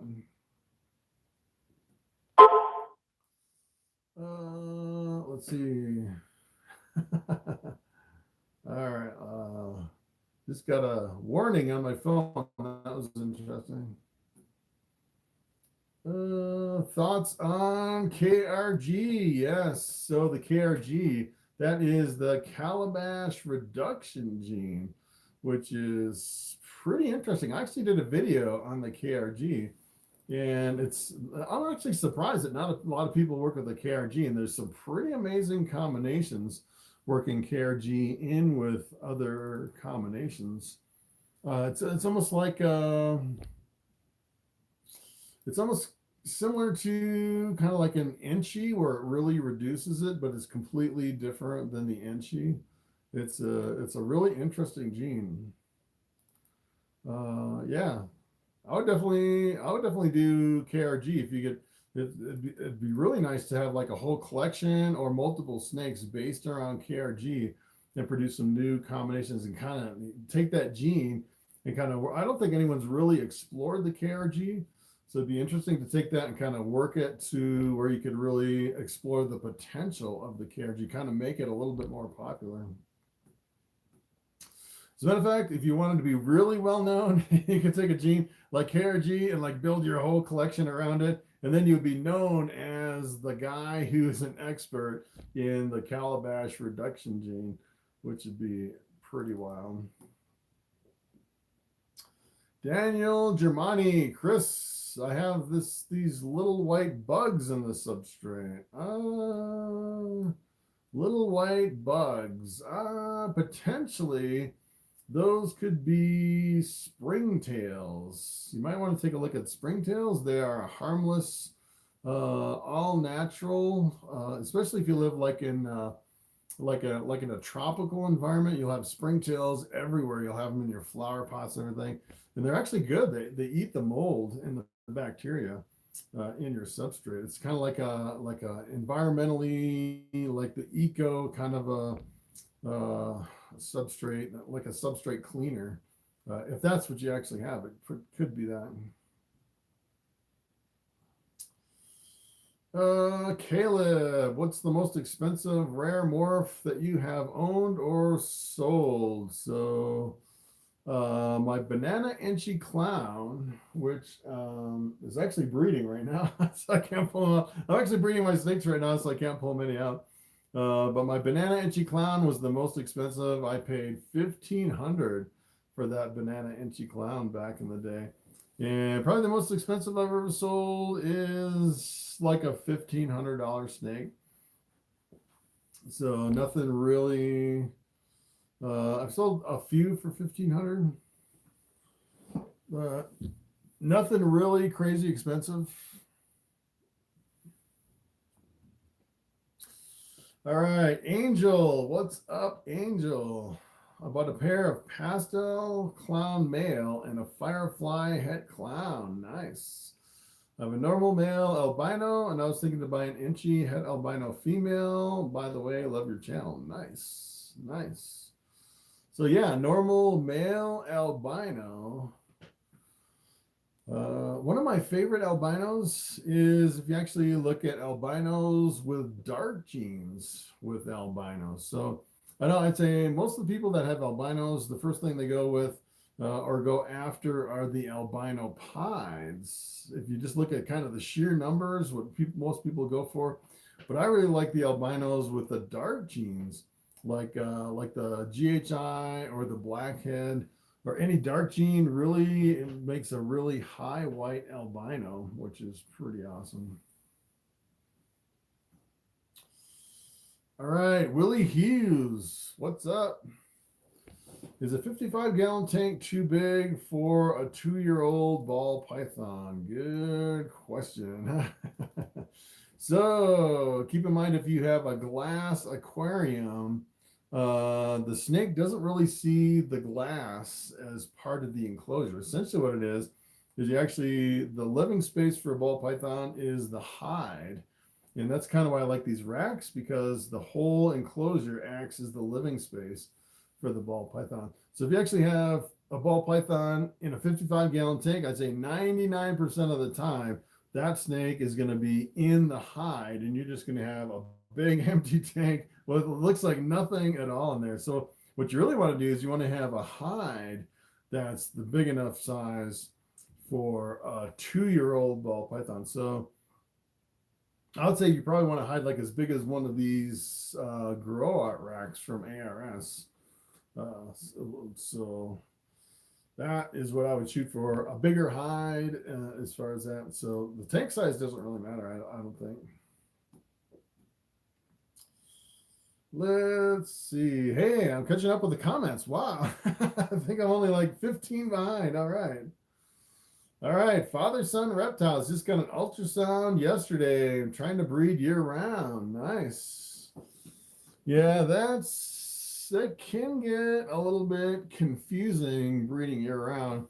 One of the big things I found, especially if you get if you kind of hold some of your hatchlings too late into the year.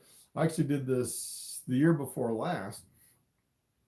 And I got to the point where I was selling hatchlings in like December or January. Now, let me tell you, like in December, January, sometimes the weather can be so cold on both ends, one end or the other. If they're below a certain temperature, you just can't ship those snakes out. And at one point, I think I held some of my snakes for like, I think it was like 4 months before I was able to get a shipping window to ship them out. Let me tell you, if you're feeding a snake every week for 4 months, you can spend a lot in rodents and bedding, cleaning and maintaining. And sometimes, after 4 months, the snake is worth a lot more because sometimes it's significantly larger than when you sold it. So That's another thing. I think some people breeding year round, maybe they do have a break during the winter where they wouldn't sell ball pythons. As a matter of fact, I've actually seen like in some of the early spring shows, a lot of people have really big ball python hatchlings from the year before that they really couldn't ship during the winter, and then they bring them to the spring shows to unload them. And they're really, some of them are really big. It's, 600, 700 grams. So that's one thing to keep in mind if you're breeding year round, if you can actually ship them when you sell them. All right, Johnny Vargas, what's up? How often should I feed an underweight baby ball python? Very loose skin. Yes, so I would feed probably every 3 or 4 days. If you have like a baby ball python that's, I've actually had this before where you try frozen thawed over and over and over, and they just won't eat for like 2 or 3 weeks, and they're getting skinnier and skinnier. You go back to live, usually the live, they'll eat every single time. And if you can get them back over to live, sometimes I'll do like every 3 days or every 4 days, pretty much back to back until they get the body condition, and then go back to the frozen thawed. So I've actually seen some people do like 3 or 4 days for the whole life of the snake, and they grow super fast. They grow super, super fast. But I don't know if it's that good for the ball python though.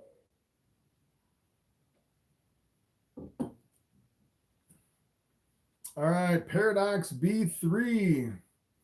I hope to breed my albino, pied, and blue-eyed leucistic in the future and have an interest in clown. Is getting involved in too many recessives a bad idea? Getting started? No, I would say if you're actually getting started, what I would actually do is I would breed, I don't know. I think it's a little bit more challenging working with recessives, especially if you take a recessive and breed it to something that's not recessive. And then you get hets, and then 50% hets, and then possible hets, and you have all these possible hets kind of floating around your collection. That's where it gets a little bit confusing, I'd say, especially for someone new. But, for starting out, what I would actually do is breed your albino to an albino to make a whole clutch of albinos, or pieds to pieds or something like that. And then once you get a little bit further down the road, what you can actually do is take, like your albino, breed it to the pieds and make your double hets, which is a new breeder. Sometimes the double hets can be kind of frustrating. Especially if you're going for the double visuals. The odds are pretty low actually on that one. But yeah, as long as you know what you're getting into, I don't think it's bad to have too many recessives. Let's see. The brood ball pythons, I would feed them one time a week, large meal. So with hatchlings, yeah, I don't know. I would rather do multiple medium meals on a hatchling versus one large meal. Just personal preference. By the way, I did find a female Enchi 100% albino for 160. Nice. Bobby wants to breed with Xenia. Yeah, Bobby doesn't breed anymore. He's just a YouTuber. Corbin, are you doing YouTube full-time? Yes, I am a full-time YouTuber, snake breeder. I actually have this channel. I have another motorcycle channel called My Motorcycle Obsession. That one's actually starting to pick up steam,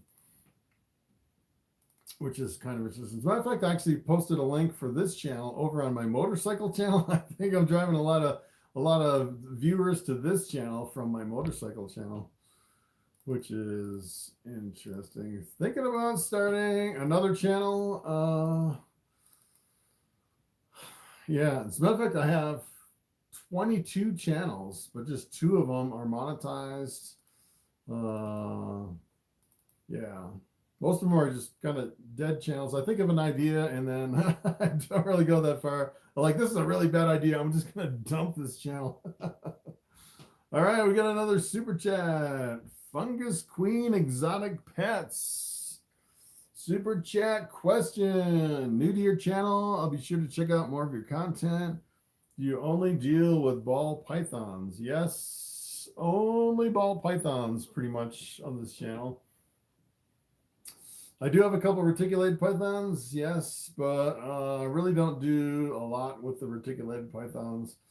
Every now and then I'll drop in like a chicken video or a duck video or something like that, or something random, like how to unlock a locked truck with a string, which is one of my most popular videos.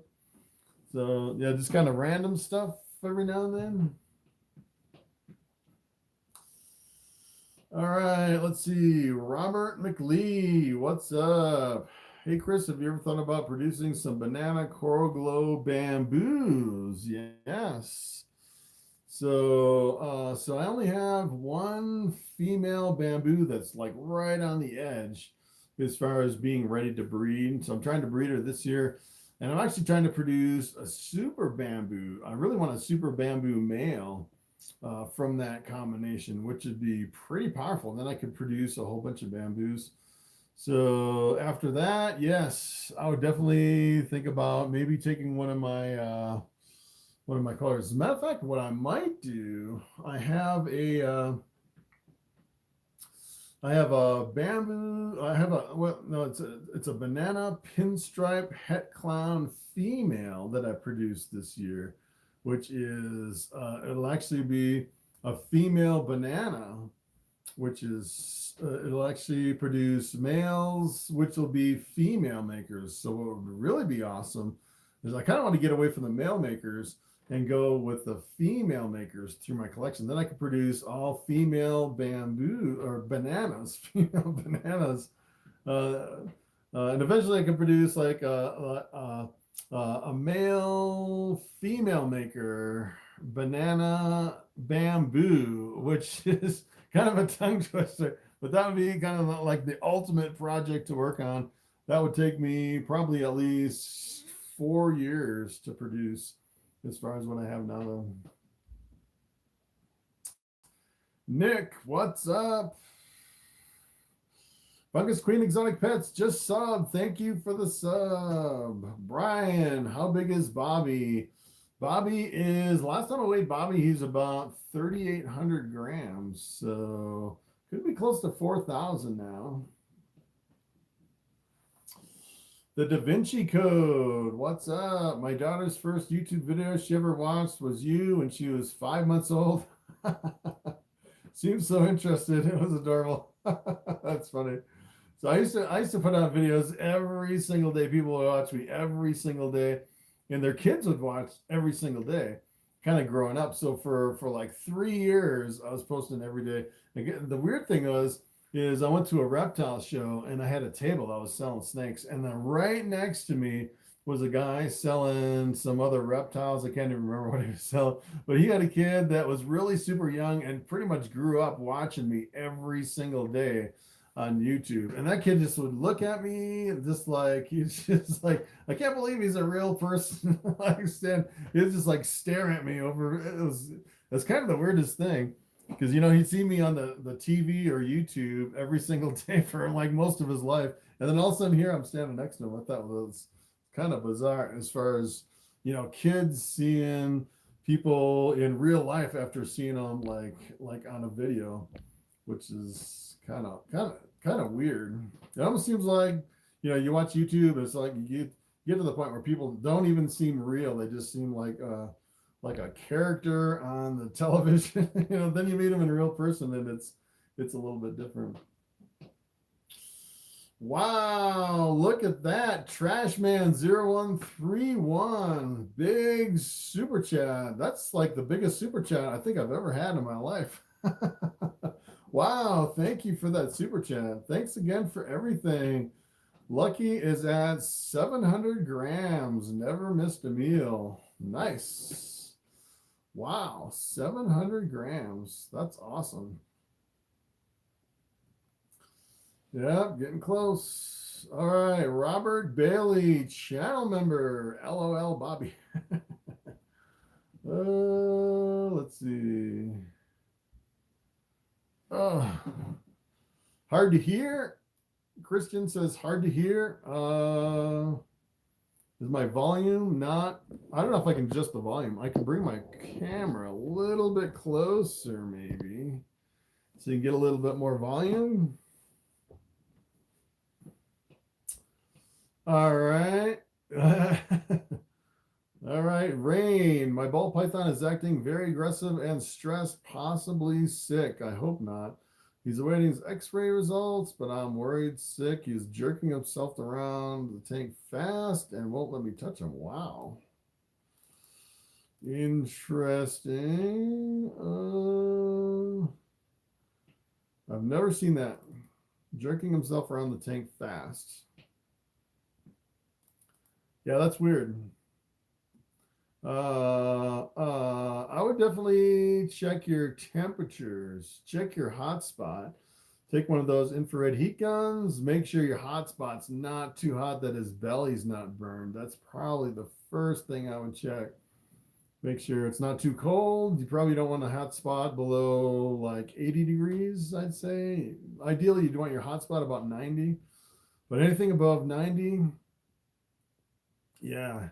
You definitely don't want a hot rock in there either. If you have one of those reptile rocks, that could burn the belly of the snake, which can kind of cause it to freak out. Other than that, I don't know what could cause that. The other thing, I would definitely check to see if anyone's been spraying any insecticide or like ant killer or bug killer. I actually had a problem here with my, as a matter of fact, if you actually look back at some of my videos, I did a video with Pac-Man frogs. I was going to breed Pac-Man frogs, and we sprayed some ant killer out on the deck to kill some ants. We had the windows open, the living room windows open on the deck. The ant killer spray came in the house, came down in my basement, and killed all my frogs, all of them except one. So I would say if you're spraying some kind of a bug killer or something, potentially I would think in high concentrations, it could affect your snakes, I would think. All right, Jesse the Boss Gaming just ordered my first ARS 8016. Nice. Yeah, so I actually have some 80 series tubs for my biggest ball python. So if your ball python gets to be like 4,000, 5,000 grams, a really big 80 series tub can definitely hold some of the biggest ones.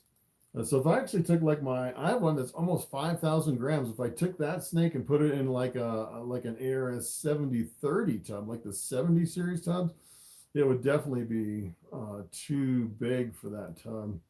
Which most cases a 70 series tub is perfectly fine.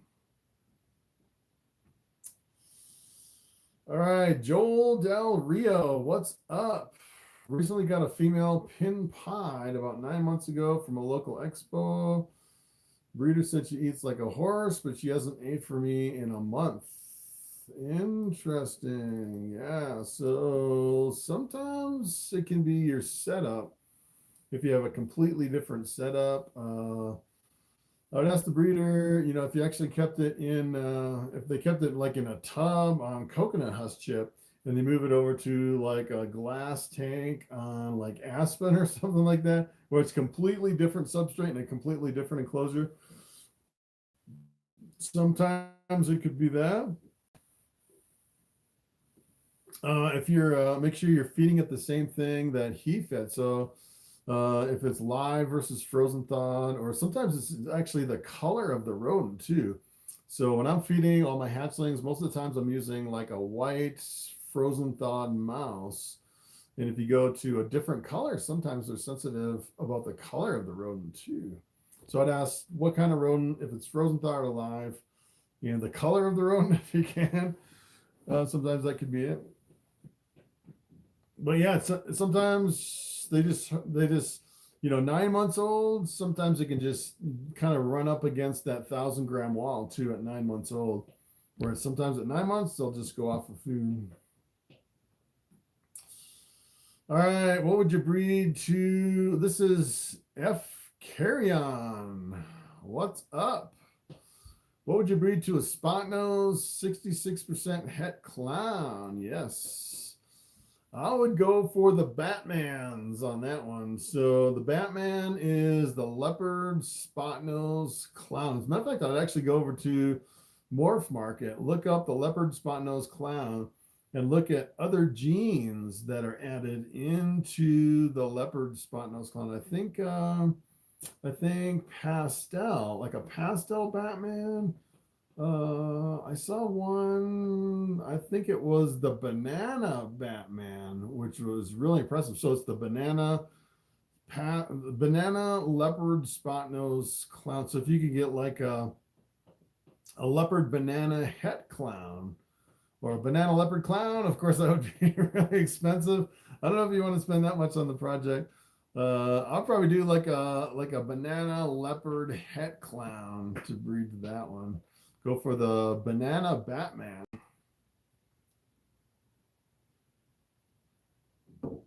All right, we're at 1 hour, 46 minutes, 70 people on the live, 65 thumbs up.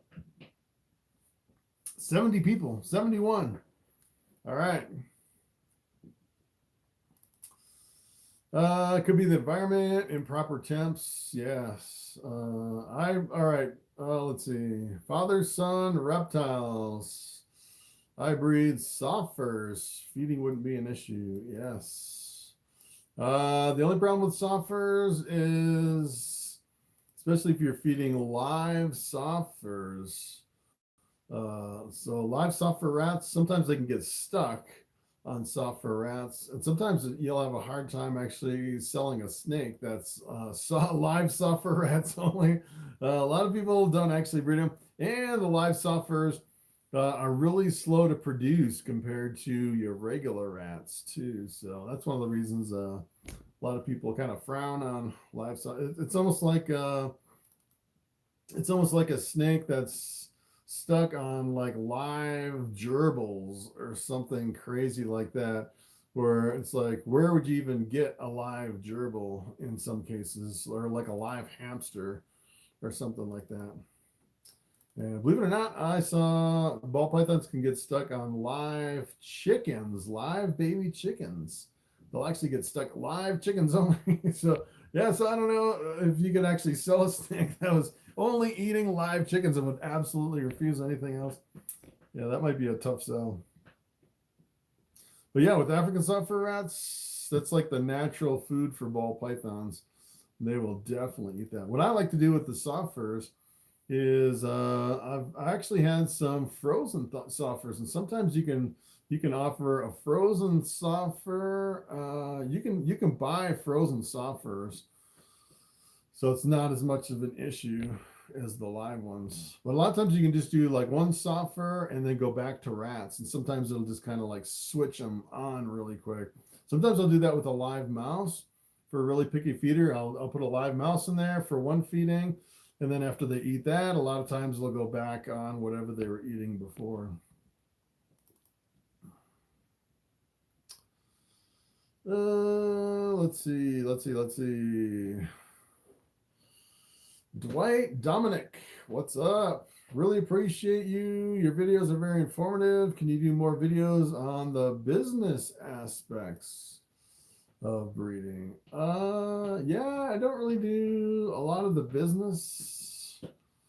As a matter of fact, there was one channel that was just kind of starting out. I can't remember what the channel was called, but they were like doing pretty much 100% the business aspect of breeding ball pythons. And yeah, I don't know. I'm not really focused on the business on this channel. I don't really want to do it's weird because a lot of times you're like talking about prices and how to make money and stuff like that, and a lot of people really frown on making money with animals. It seems like no matter what you're doing, it seems really taboo to talk about it, and a lot of people don't really like talking about the money kind of side of things. Although it seems like when I do a video about, you know, how to make money with ball pythons, it seems like it's a really popular topic. All right, Regs Exotic Pets. What is up? Yeah, I have a pastel banana and a normal pastel. Can I get a super pastel banana? Yes, you can get a super pastel banana out of those.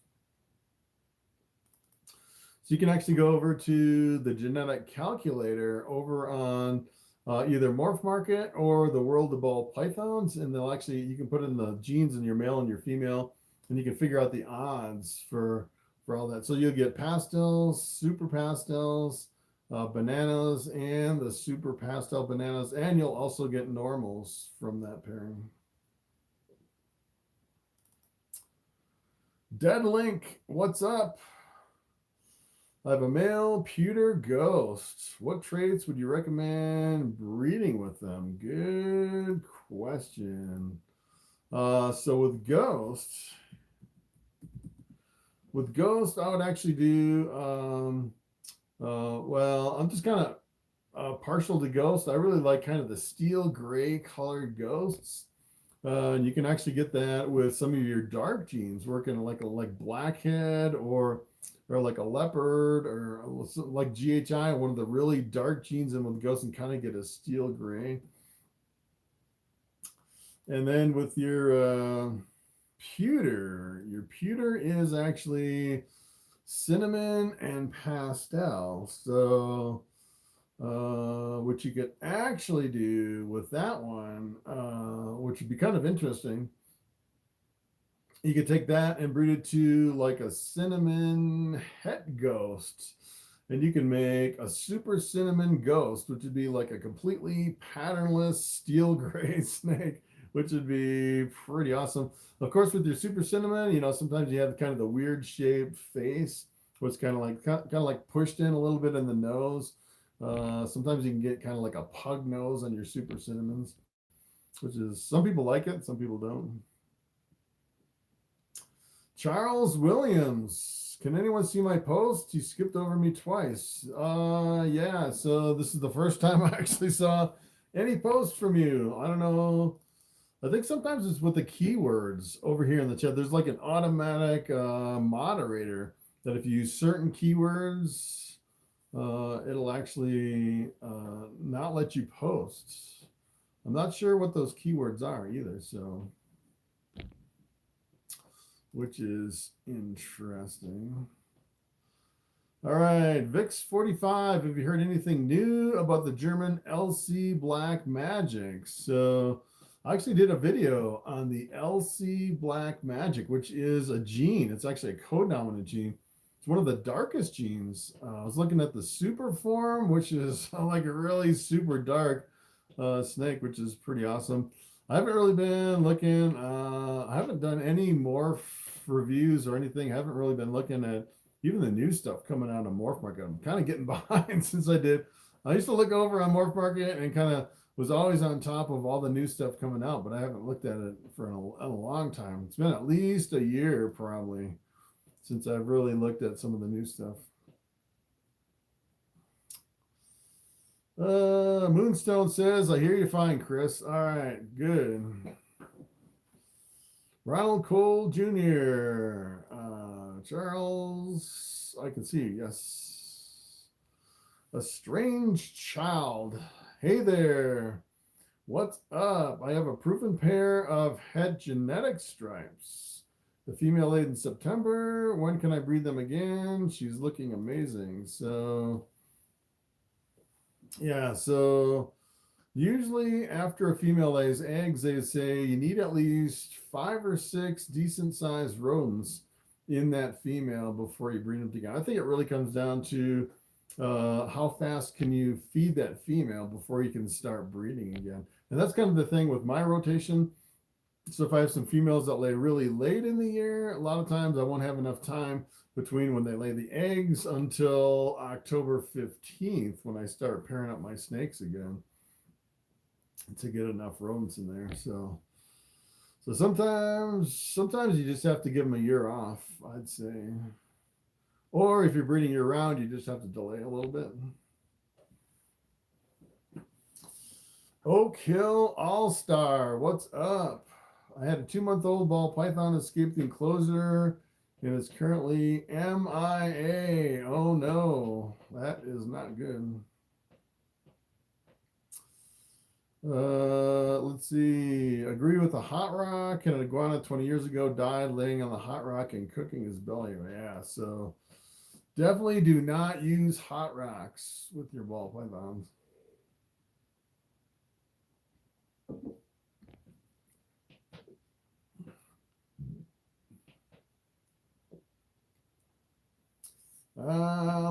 Let's see. Zombie Shayna 75. What's up?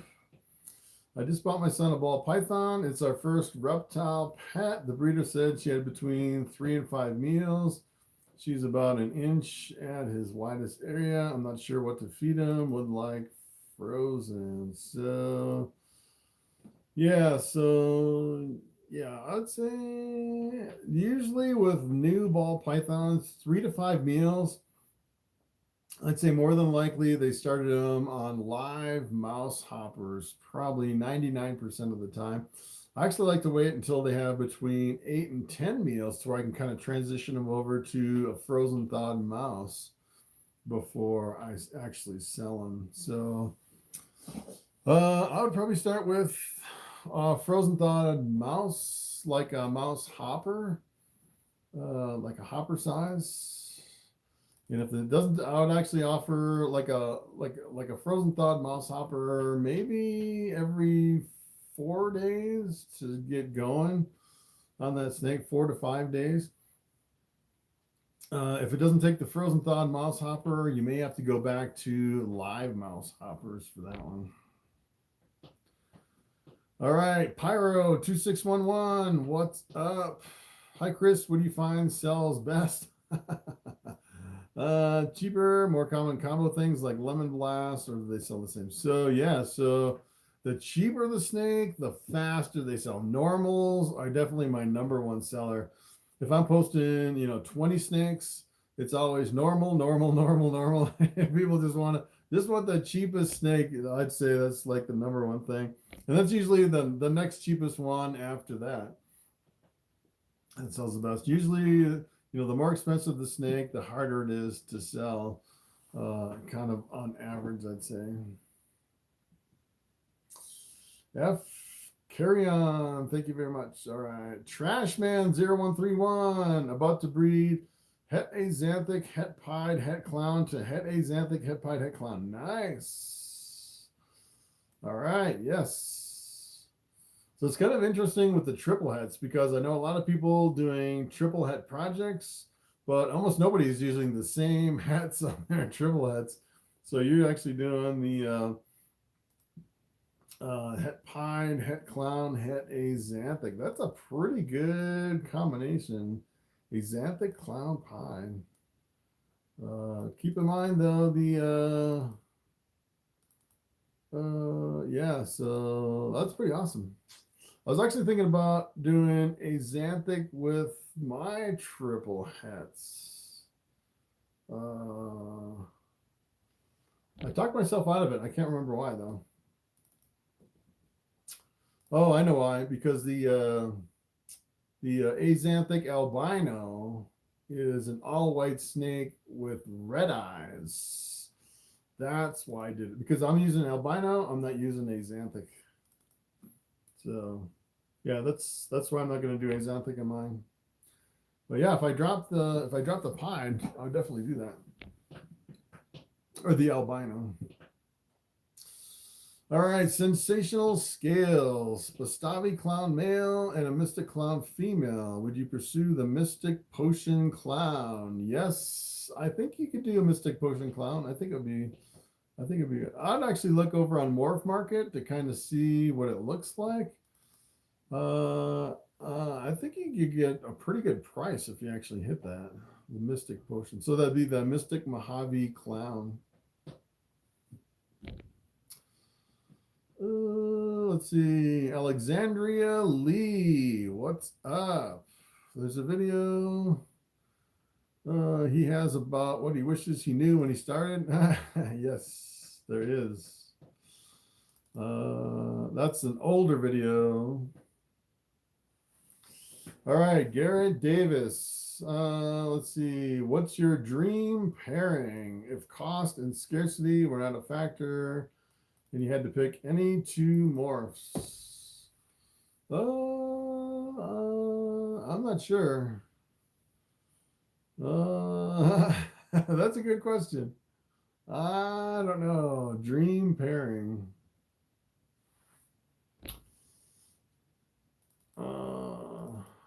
One of the projects that I might get into eventually, even though it's really complicated, it's not really the price, it's just the complexity of the project. Probably the freeways with the asphalt and the yellow belly. So that's kind of one of my dreams, is to get, I'd say, as far as a dream pairing, some of the, like, one of the more challenging projects. Because you can't tell the difference between the asphalt and the yellow belly. It's pretty challenging. It'd be like a dream and a nightmare at the same time. The freeways, yeah. All right, Baroche's Gang G, what's up? What would you pair an albino pinstripe female with? Ooh, albino pinstripe female. Good question. You could actually go, if it was a long-term project, what I would actually do is do like an albino pinstripe crossed with a pied. And then you can actually get albino pinstripe in there too. You can get the pinstripe pies, which is one of my favorite, kind of a golden colored pied. Of course, you'd have to, produce the hats, the double hats with the pinstripe, and then cross those back together. It's kind of more of a long-term project. Going with the hats. Let's see. Oh, that's interesting. Huh. This says, I'm like down at the bottom of the, I might have to refresh my page, because this says chats disconnected. I see chats coming up on my phone. I better refresh my laptop here.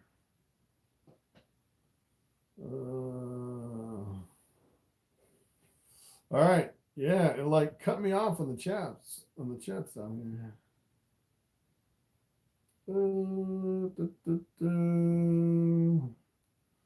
Monica Jackson, what's up? 70 people still in the live, which is kind of crazy after 2 hours and 2 minutes. 77 thumbs up, 2 thumbs down. I think this is the first time I ever got thumbs down on my live stream. Might be thumbs down because I have a subscriber only chat going. You have to be a subscriber to say anything in the chat. Kind of tricky. I actually had kind of a spike in subscribers last time I did this, but maybe a couple people don't like it. All right, Monica Jackson. Say if you wanted to start breeding ball pythons, what would be the best morph to start out with? Good question. So yeah, so if I was actually just starting out in ball pythons, what I would actually do is I would find a male that had like multiple dominant or co-dominant genes, like pinstripe, pastel, Mojave, some of the co-dominant genes, and then I would pick up some adult females, some either normals or like single gene females. And I breed those and produce hatchlings the very first year, because then you can actually, if you produce hatchlings the first year, you can sell those hatchlings and then reinvest into some more snakes and pay for all your food and your bedding and your racks and everything else that goes into ball pythons. Otherwise, if you buy all hatchlings and you're waiting like 3 years, it can be a really huge investment over a long time with no return on investment, and it can kind of get discouraging starting out. So that's what I'd start with. That's probably the way I would start, and then eventually I'd transition over into some higher end stuff, maybe like pieds, clowns, and desert ghosts, some of the recessives, as far as kind of a long-term really popular projects. That's what I'd probably get into. Cliffness420, what's up? All right, when do I know when to stop pairing? I've witnessed them lock several times. I've been keeping them together till I see them lock. Take them out after they unlock, then 4 days off. So yeah, so normally what I do, I put the males and the females together for 3 days. And then I kind of peek in there. If they're still locked together, I'll leave them a couple days more. And then I'll pretty much separate them for like 2 to 3 weeks usually. If you actually just have like one pair of ball pythons, that would I would actually just pair them up pretty much once a month, once every maybe 3 to 4 weeks. Just get at least 5 cycles, the male with the female, and keep rotating them in with the female. Then when you kind of give them a break, I'd feed them as much as you can, especially the female at the beginning of the season, because you get later in the season and the female will completely go off of food. So you definitely want to feed her good at the beginning.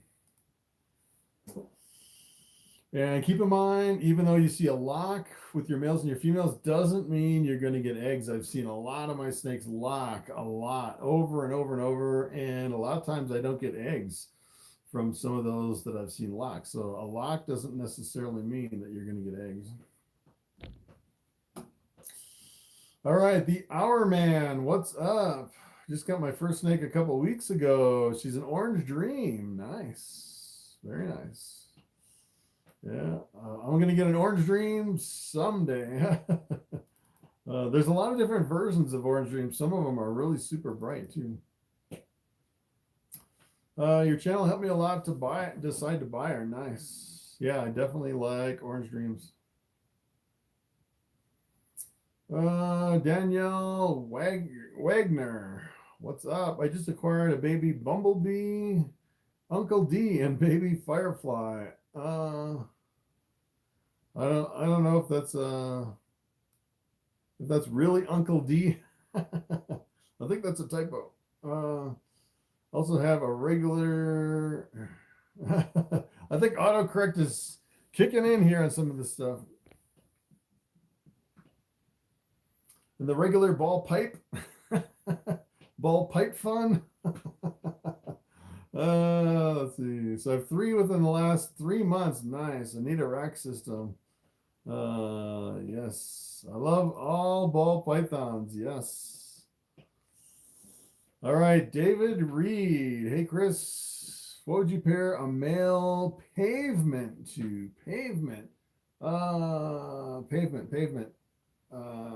So is the pavement, I think that is the I think the pavement, I'll have to look it up.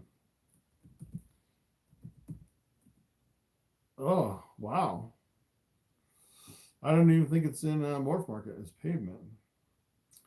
I think the pavement is actually the asphalt gravel, right?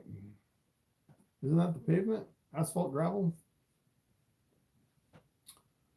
Let's see.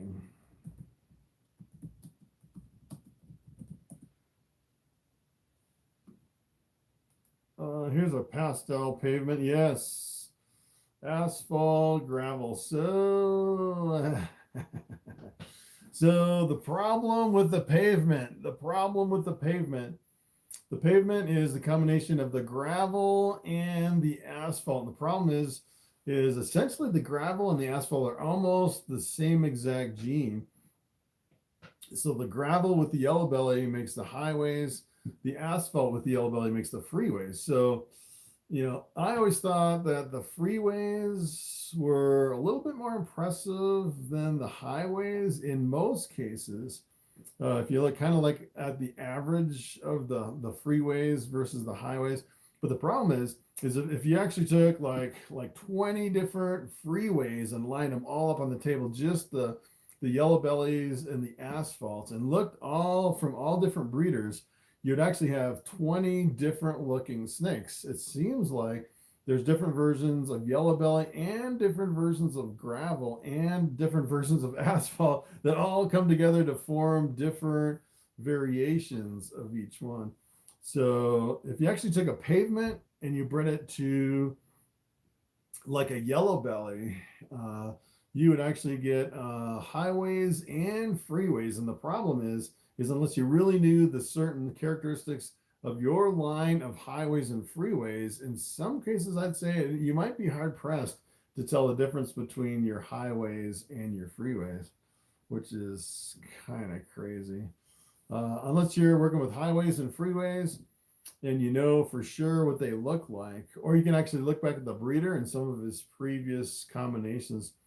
Sometimes there's a big enough difference to where you tell the difference. But what I would actually do is I take that and breed it to like an ivory, which is a super yellow belly and with other genes in there. So I'd actually take that like you could do an ivory, and then you look at all the different combinations of like the freeways and the highways. Some of my favorite ones are with the pinstripes, with banana, or with enchi. So if you can actually get like a banana enchi pinstripe ivory, you would make like Mardi Gras and banana Mardi Gras, and you would have essentially you'd have all highways and freeways, which would be super expensive, which would be pretty crazy, assuming you can actually tell the difference between your highways and your freeways in those combinations. So it's a really powerful breeder, but it may be really super confusing as far as telling them apart which one is which. All right, so that was a long-winded answer there. Danielle, I would like to start breeding when they are older. Nice. Moonstone, old subject, but tips for switching live to frozen. Yes, sometimes it's impossible switching from live to frozen. What I would actually do is I would actually feed alive, and then maybe like an hour later follow up with a frozen thawed. A lot of times you can kind of trick them because they're still in that feeding mode from the live and they're still kind of hunting. Sometimes you feed them alive and they just kind of go crazy, and a lot of times you can follow up with a frozen. So I actually had a mouser only, and it seemed like every now and then I'd feed like a mouse, and I'd kind of follow up with a rat like a half hour later. And every now and then I could trick him into eating like a frozen thawed rat. But then you come to the next week and you try to start out with a frozen thawed rat, and she would absolutely refuse to take that. And sometimes they get stuck on one thing. Depends on the age of the snake too. So if you're going from live to frozen thawed with a hatchling or a juvenile, a lot of times they'll just switch over really super easy. But if you're having problems, I would kind of try kind of one right next to the other, kind of back to back. All right, Gene Murphy. I have a female leopard pastel and a male banana. Do you know what I would get? Yeah, so you would get leopards, you would get pastels, you would get bananas, you would get leopard bananas, pastel leopards, you would get leopard pastel bananas, and you would get normals. You get all the mixture of all those genes, one or multiple. Tim Foyle, what's up? Are you familiar with the Motley gene? Yes. I've heard of the Motley. I don't think I've actually done a morph video on the Motley gene. Oh, where you going, Bobby? Bobby's getting anxious. We've been on for 2 hours and 14 minutes. He woke up. He wants to move.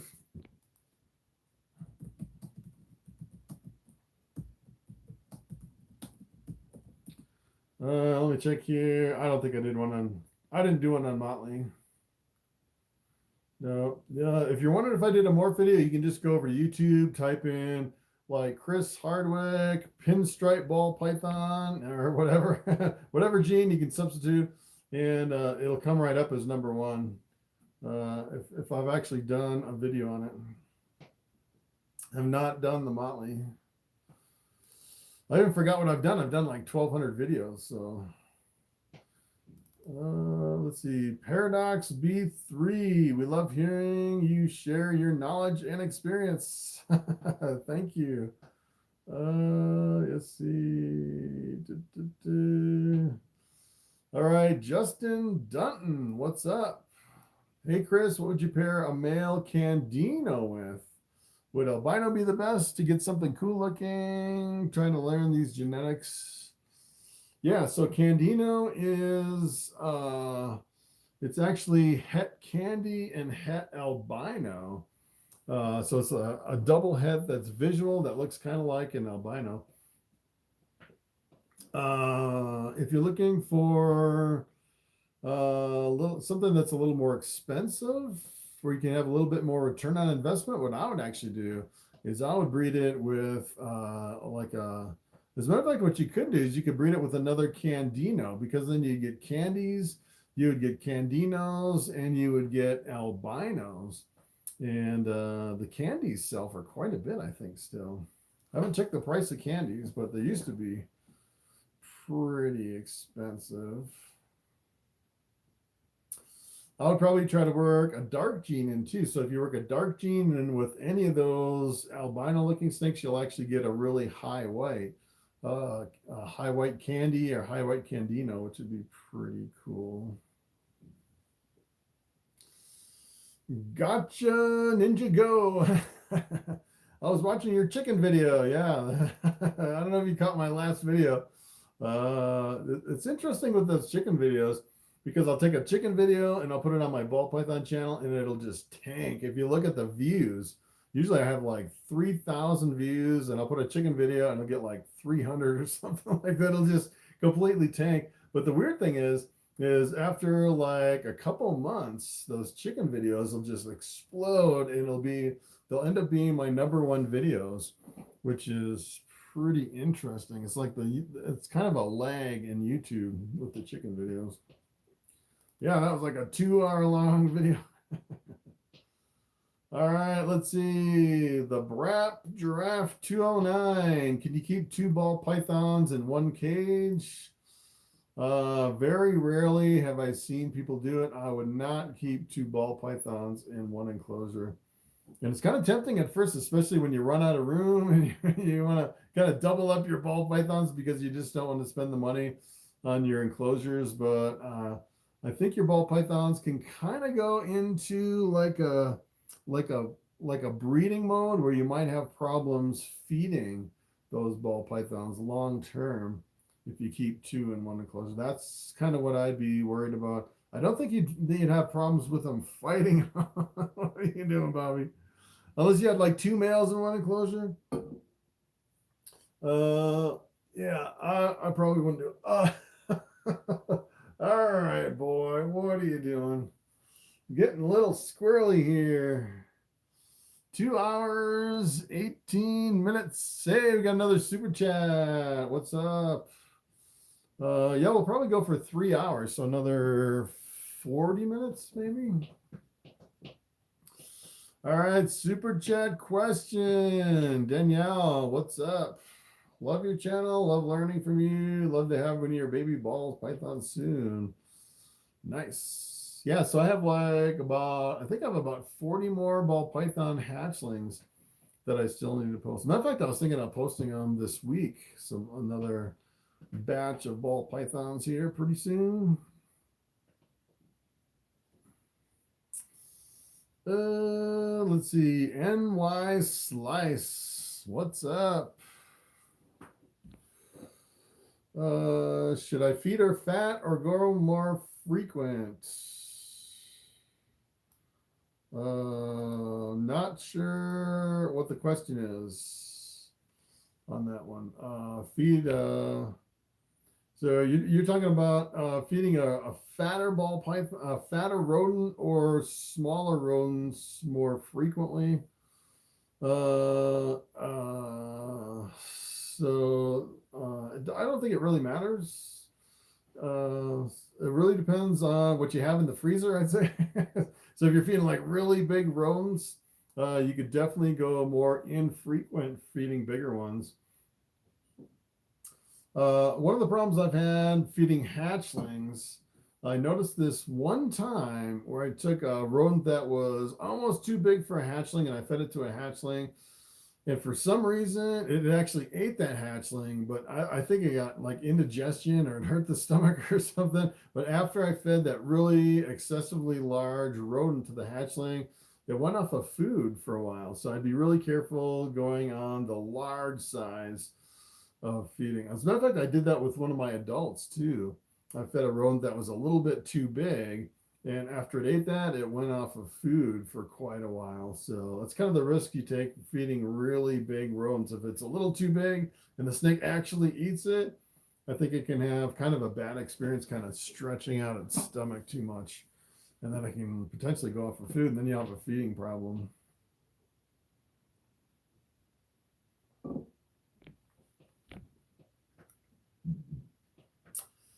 All right, let's see. If ball pythons are the #1 reptile in the hobby, what would #2 be? Leopard geckos, bearded dragons? Really depends on what you consider as far as #1 and #2. I would say as far as the genetic diversity, the number of genes, I would say probably right behind ball pythons are reticulated pythons. If you look at what people have been doing with reticulated pythons, there are a lot more genes, I would think, in reticulated pythons compared to any other reptile. So I think that's what makes ball pythons #1 is just the genetic diversity as far as all the different genes in ball pythons. All right. Of course, not everybody can handle a really big reticulated python. That's the other thing. Reticulated pythons are not for everybody. All right, let's see. I just watched your chicken video you posted 3 days ago, and it was so cool. It was. I actually watched the whole thing from beginning to end.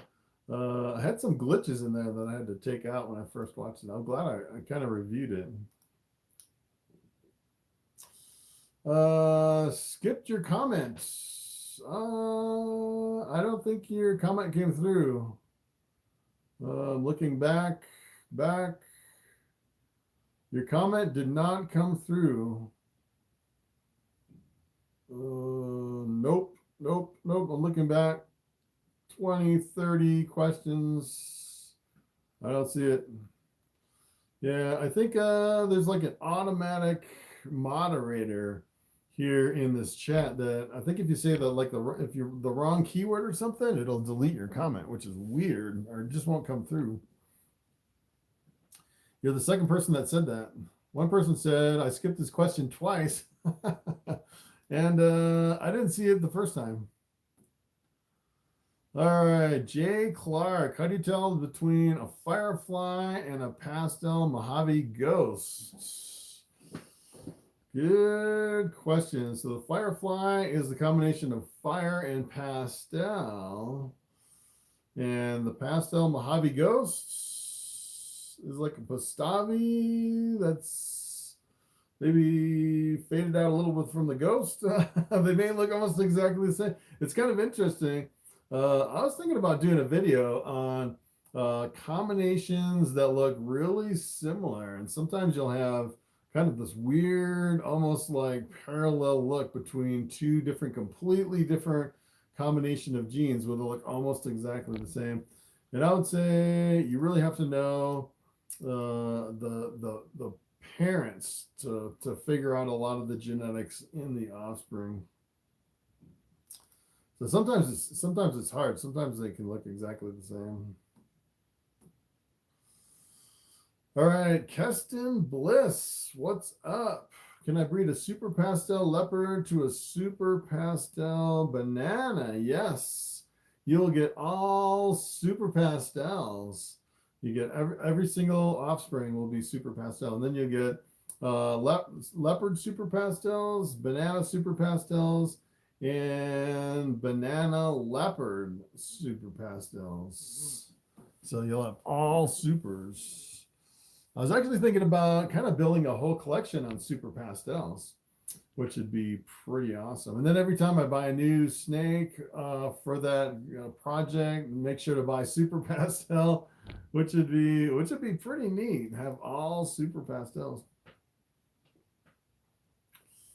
All right, Justin, thanks for the advice. Billy Boy, what's up? Let's see. I won't lie, I skipped the chicken video. You should watch at least the first 5 minutes of the chicken video when I have the little tiny baby chickens. It's so cute at the beginning. Robert Bailey, LOL, channel member. Thank you for being a channel member. The Hour Man, would 2 females ever fight? I haven't seen females fighting.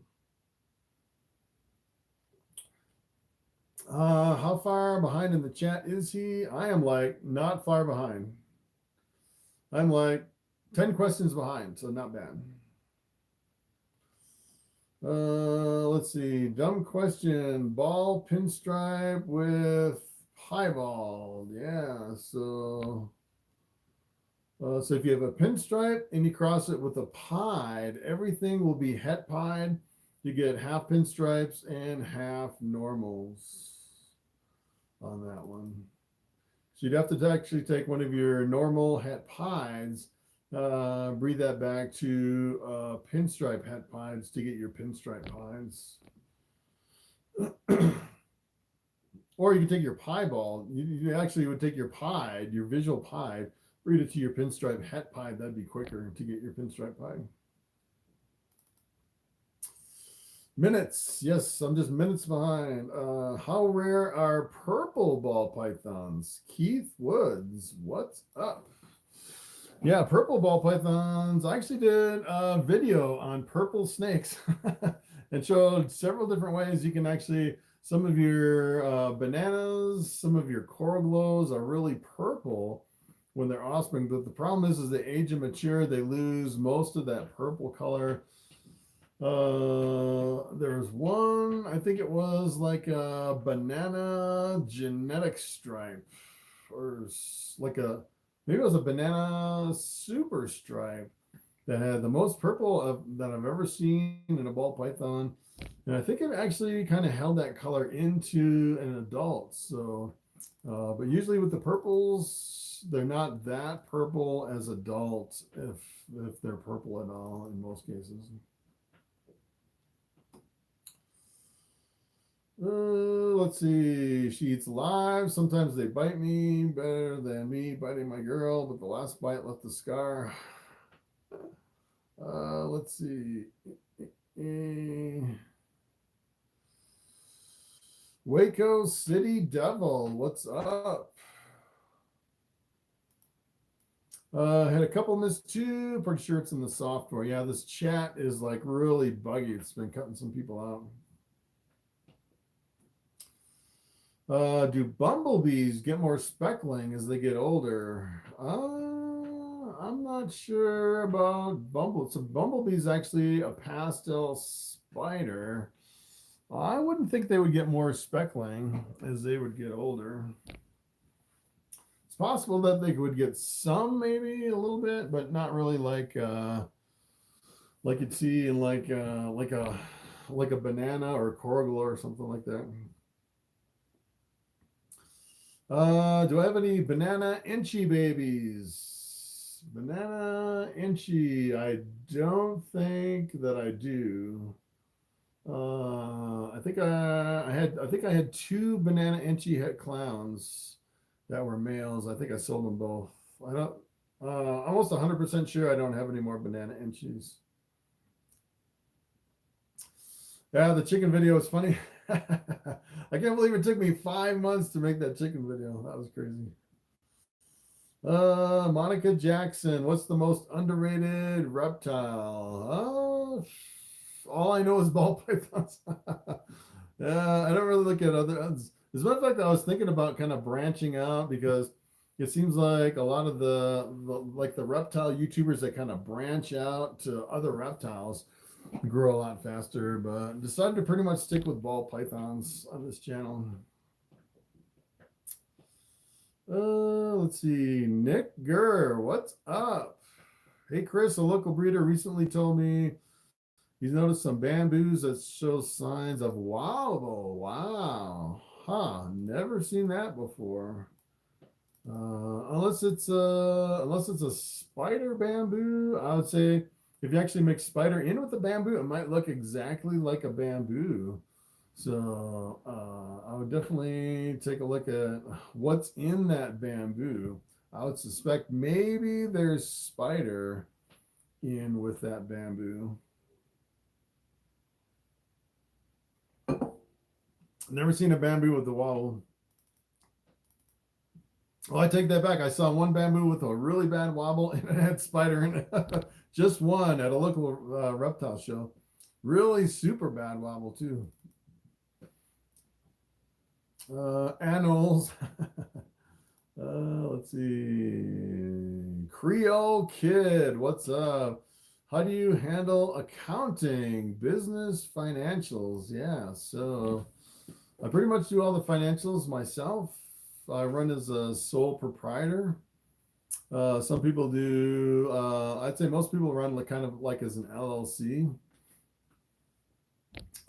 Yeah, so yeah, don't really want to do accounting on my snake channel. It's like, I'm more of a kind of a genetics guy, and pretty much ball python genetics is kind of my focus, and like the care and keeping of ball pythons. Don't really want to focus too much on the financials. Best combo for stinger bee. Stinger bee. Stinger bee, that is the Enchi and the spider. Best combo. Oh boy. I don't know what I put. So you know, with the spider, kind of my favorite spider combinations is with the calico and the orange dream, the super orange dream, or the pastel or the super pastel. I suppose you could add Enchi in with any of those. I'm gonna come back over here. Let's check something real quick over here. All right. Let's see. Lavender albino. I guess you could work lavender albino in with a stinger beam. I saw a purple ball. It was a TikTok filter. It looked amazing but unreal. Yeah, so it's interesting what you could do with Adobe Premiere Pro, which I use to edit a lot of my videos. I could actually just kind of take a mask and single out Bobby and turn them like green or purple or something like that, and keep all the other colors completely real. It's pretty amazing how you can trick people with some of the editing in your video editors. Let's see. Mine seems to be showing more. Let's see. Not freckles, the orange, the brownish speckling. Yeah, I would say in some older snakes, you can get a little bit more speckling here and there. Do I have any bamboos for sale? No more bamboos this year. Completely sold out. What kind of bananas? I actually have banana male 100% het clown. I don't think I have any other genes in with my banana. So I actually took a banana Enchi clown. Oh, as a matter of fact, I might have a banana pinstripe het clown male. I might have one of those. I still haven't posted those. I need to post the last of my snakes, so I don't have to keep feeding all these snakes. I have like 50 snakes here, which is kind of crazy. Maybe later on this week I'll post them over on Morphmarket. If you look at the underneath all my videos, I have a link to my Morphmarket store. If you just kind of keep an eye over there, later on this week I'll try to post a bunch of snakes over on Morphmarket and kind of clean house here. Kind of running out of rodents in my freezer too. That's another reason I got to unload some of these.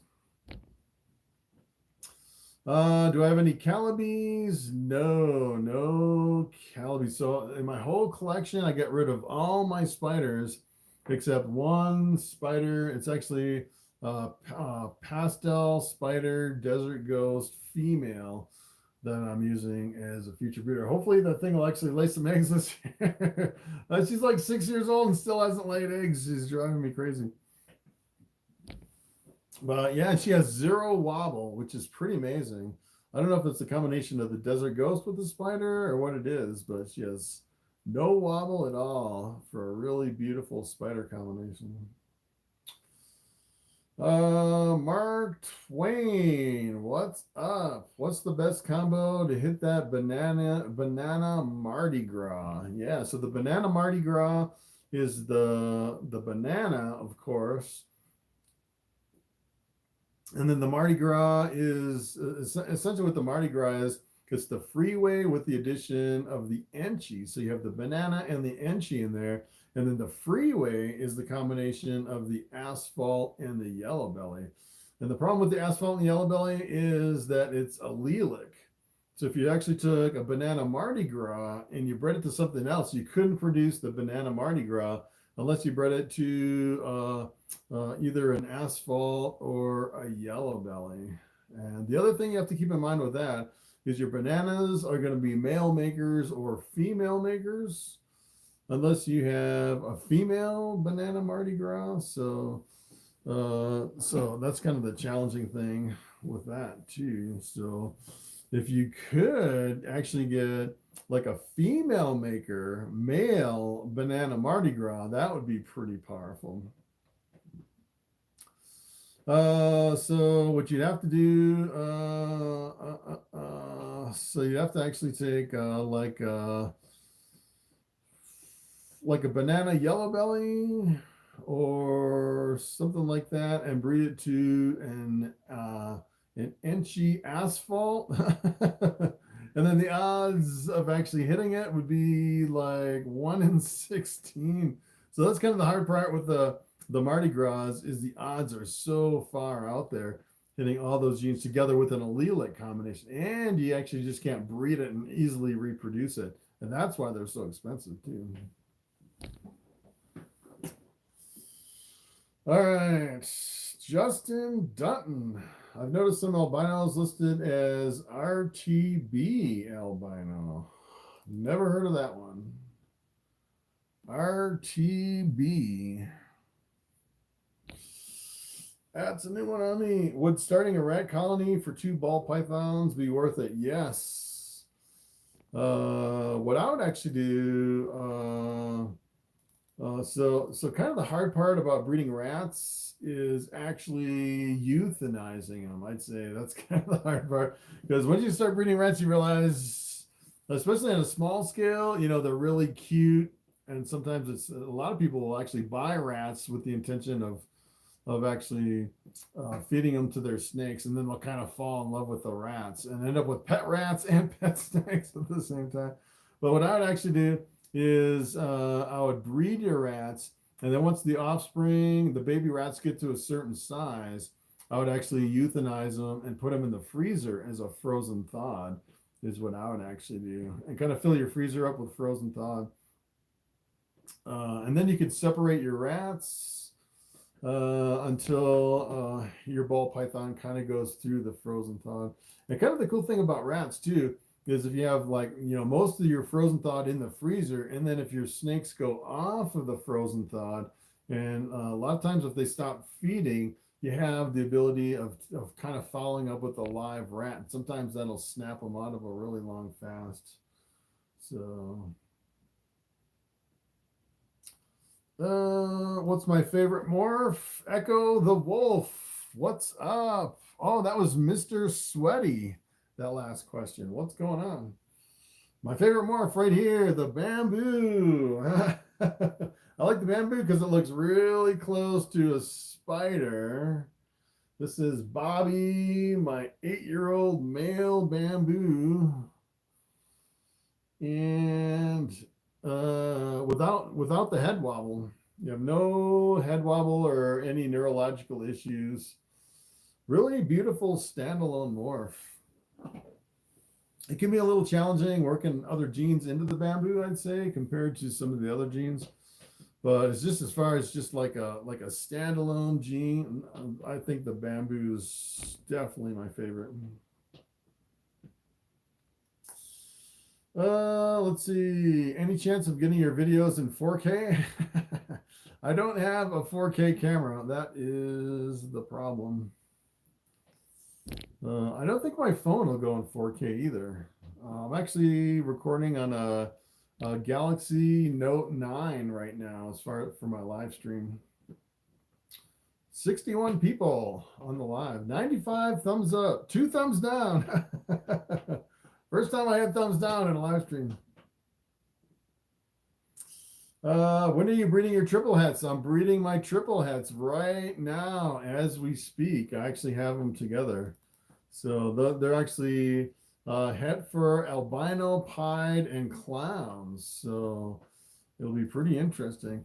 If you actually look at the odds breeding 2 triple hets together, I think over 50% will look normal. So it's you know, half of them will look normal, and then the other ones you'll get albinos, pieds, clowns, clown pieds, clown albinos, albino clowns. You get a whole mix of all the different recessives together, which is pretty awesome. Favorite zoo animal? I would say the elephant. The elephant's one of my favorites. I would actually have some elephants. The only problem is an elephant eats like 10 bales of hay every single day. And you need like a huge fortress as far as an enclosure. I think it gets too cold up here in the mountains for elephants too. But as a matter of fact, if you actually go to the Denver Zoo, they just upgraded their elephant exhibit and they really expanded it, which is pretty, it's a pretty awesome display. If you had to start all over again right now, what morph would you get into? I would probably do, I'd probably do like really high-end clown combinations. I would probably get into maybe some freeway stuff. I'd probably get, if I had the money, I'd probably get into monsoons. If I had like unlimited money, I'd probably get into you know, monsoons and puzzles and stuff like that. May throw in a few sunsets. Yeah. Really depends. The hard part is coming up with the money to actually buy, you know, $100,000 worth of snakes, which is kind of crazy. RTB, ready to breed. All right. Yes. All right. Yeah. Nice. Oh, that's good to know. Let's see. Flying Chinese man. Why are there only 8 snakes listed on your Morphmarket? Because I sold all the other ones.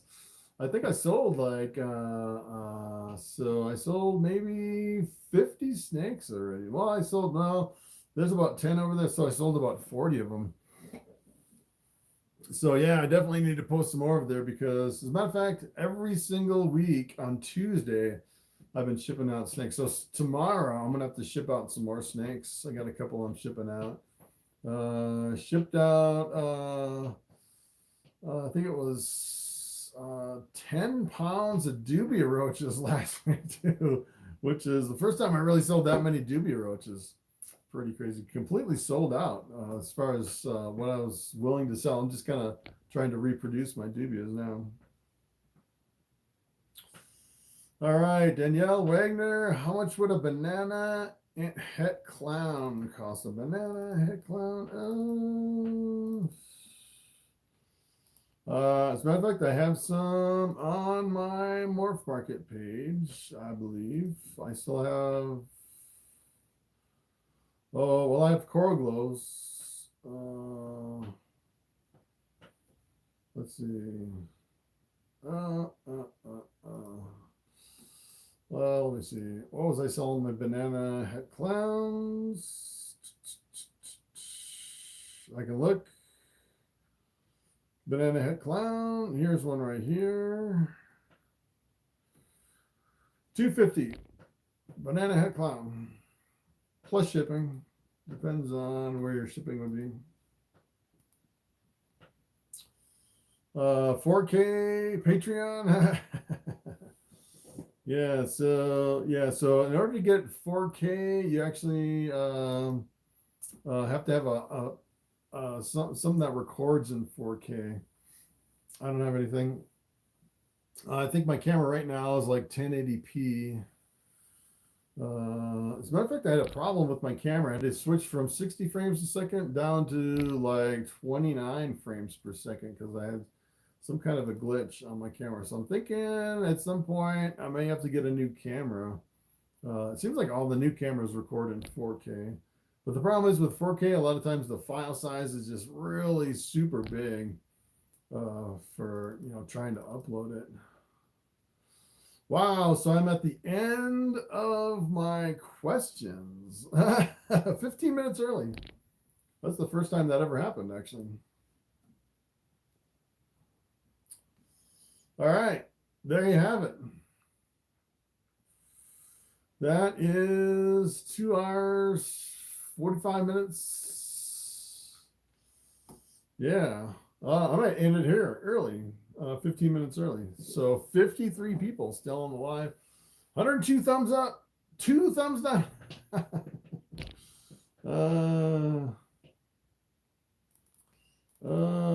Can we make that happen, chat? Yeah, so let's see. All right, do a video on probing snakes? Yes, I do have several videos on probing snakes. As a matter of fact, if you go to YouTube and just type in Chris Hardwick reptiles, probing snakes, I have one that's pretty funny. It's actually called Watch Me Probe These Snakes and Get Bit a bunch of times. I was actually trying to probe these double heads. They're a het for pod and het for albino. And for some reason, those double heads were really super aggressive. They were like biting me a million times all over my hands. I was like bleeding all over trying to probe these snakes on that video. It's a pretty old video. How many triple hets do I have for sale? I have 1 triple het posted. As a matter of fact, some guy was thinking about driving down from Canada to buy my triple het. It's a lesser triple het. I'll just have 2 males, lesser triple hets. Ignore those 2 thumbs down. Yeah, you always get thumbs down. Those are 2 that just kind of randomly came over and they saw the snake around my neck and they are terrified of snakes. Do you have any more hatchlings? Yes, Matt Froik. What's up? I have about, I'd say maybe about 40 more hatchlings to list over on Morphmarket. I'll try to do at least another batch of 10 this week. I usually try to list them in batches of 10. That usually keeps me pretty busy. So I'll have like 10 and then another 8 that I have over there. So I'll have like 18 over on Morphmarket.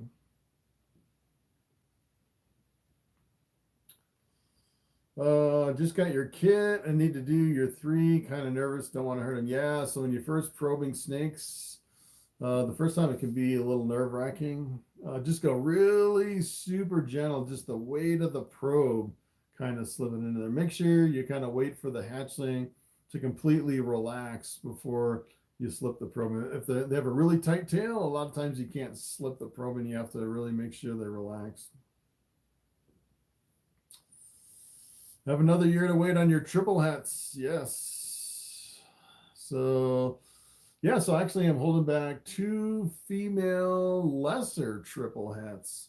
And then I have these other 2 female, just normal triple hats. Same triple hat genes in those. So I'll actually have 4 females. I'll have 4 females and then 2 males. One of them will actually have the lesser gene in there too. So until I actually hit the triple visual, and then I'll probably just unload all my triple hats and then go back to like quadruple hats or something like that. What do you recommend by the breeders to make a BEL or just buy a BEL? Big Boss Ephra, what's up?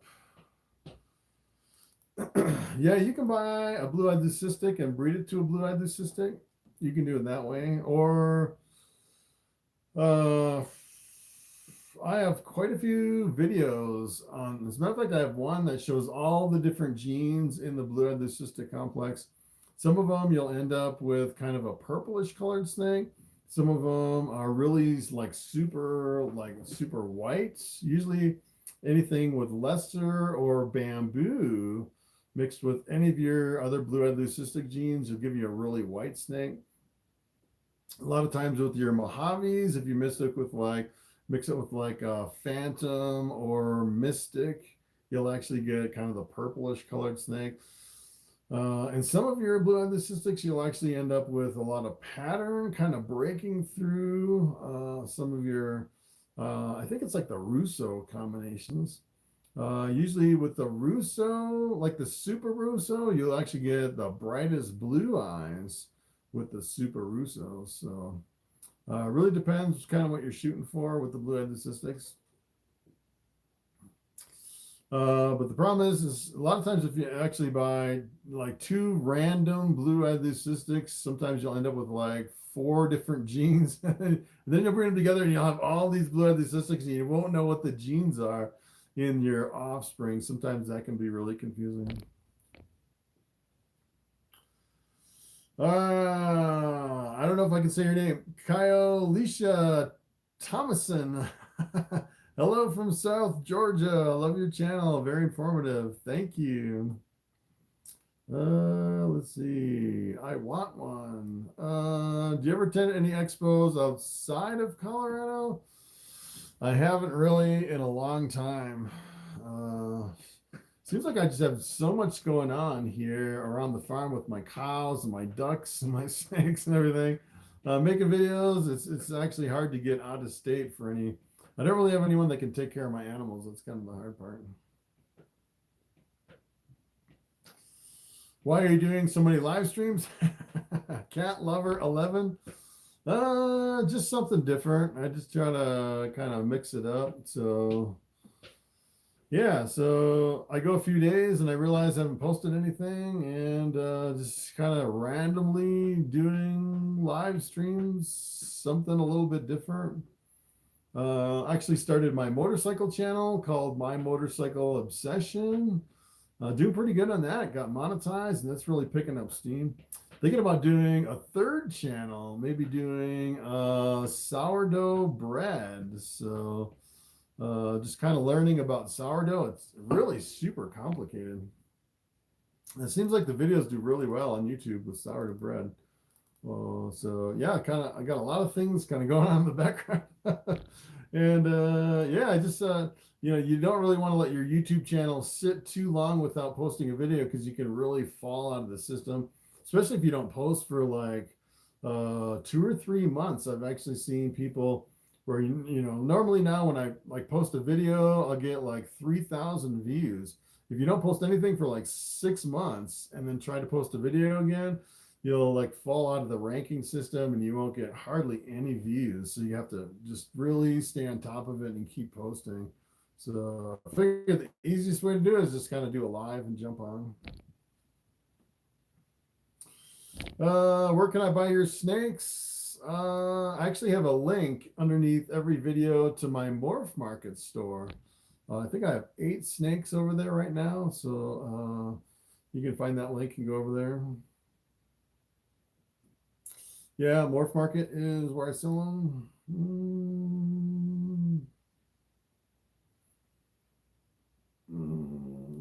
$250. I live in Texas. Yeah, if you're interested in that, actually contact me over. Send me a message over on Morphmarket if you're interested in that snake that I was talking about. And I kind of keep all my snake buying separate over there so I can kind of keep track of it. So I'll probably be posting something like that this week. Paul Thomas, where do you get your shipping supplies for shipping snakes? So I actually get all my shipping supplies over on shipyourreptiles.com. They have all the bags and the boxes and the heat packs and everything all over there. That's where I buy everything.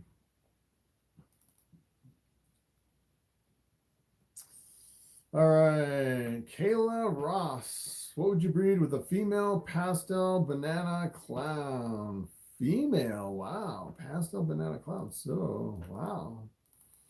Yeah, so with the female, so if you actually have a female banana, all the male offspring will be female makers. So what I would actually do is I'd hold back one of your male offspring to produce a bunch of females. But yeah, you could actually, I would actually breed that to something else with clown in it, which would be pretty powerful.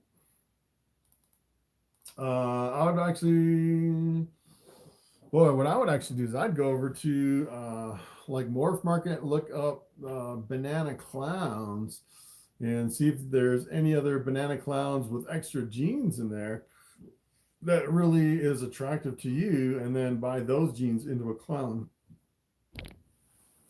Sarah M. Hey, Chris. What's up? Kenneth Dyson. They wanted to know a little bit more of F10 and Fogger. My snakes just got RI this week. Yeah, so I am unable to actually buy F10 anymore. I think over in Europe you can still buy it, but I don't know if you can buy it here in the United States anymore. And technically the F10 is an off-label. I think if a veterinarian actually saw my F10 fogger for a respiratory infection, they would probably frown on it. But I actually have a video where I was treating my reticulated python with F10, which is a disinfectant in like a fogger, and they would actually breathe in the disinfectant in the fog, and it would cure the respiratory infection.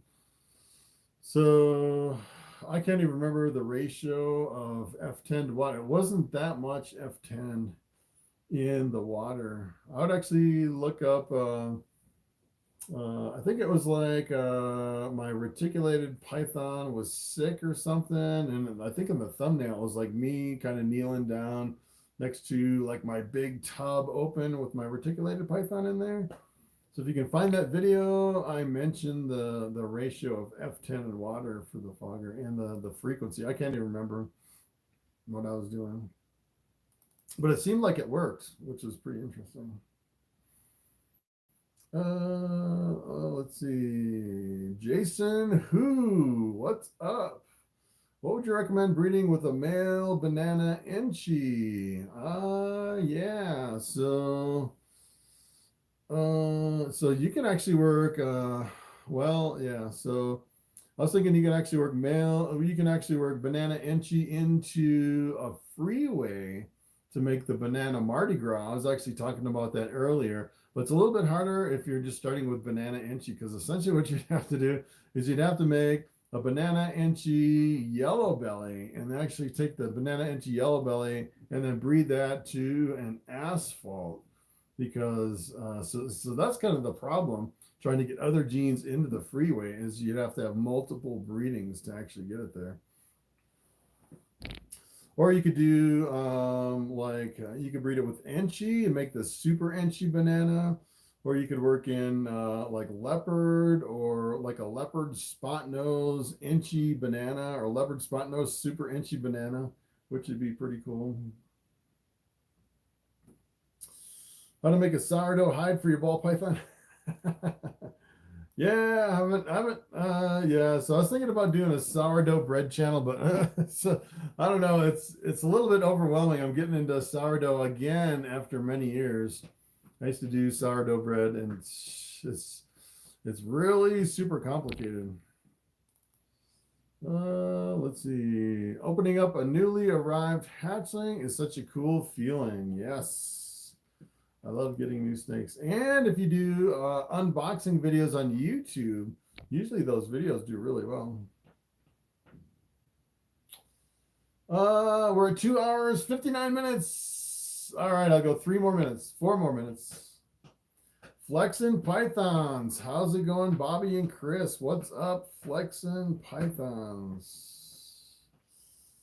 Let's see, on Amazon. Let's see, Matthew Christopher, how you doing? What's up?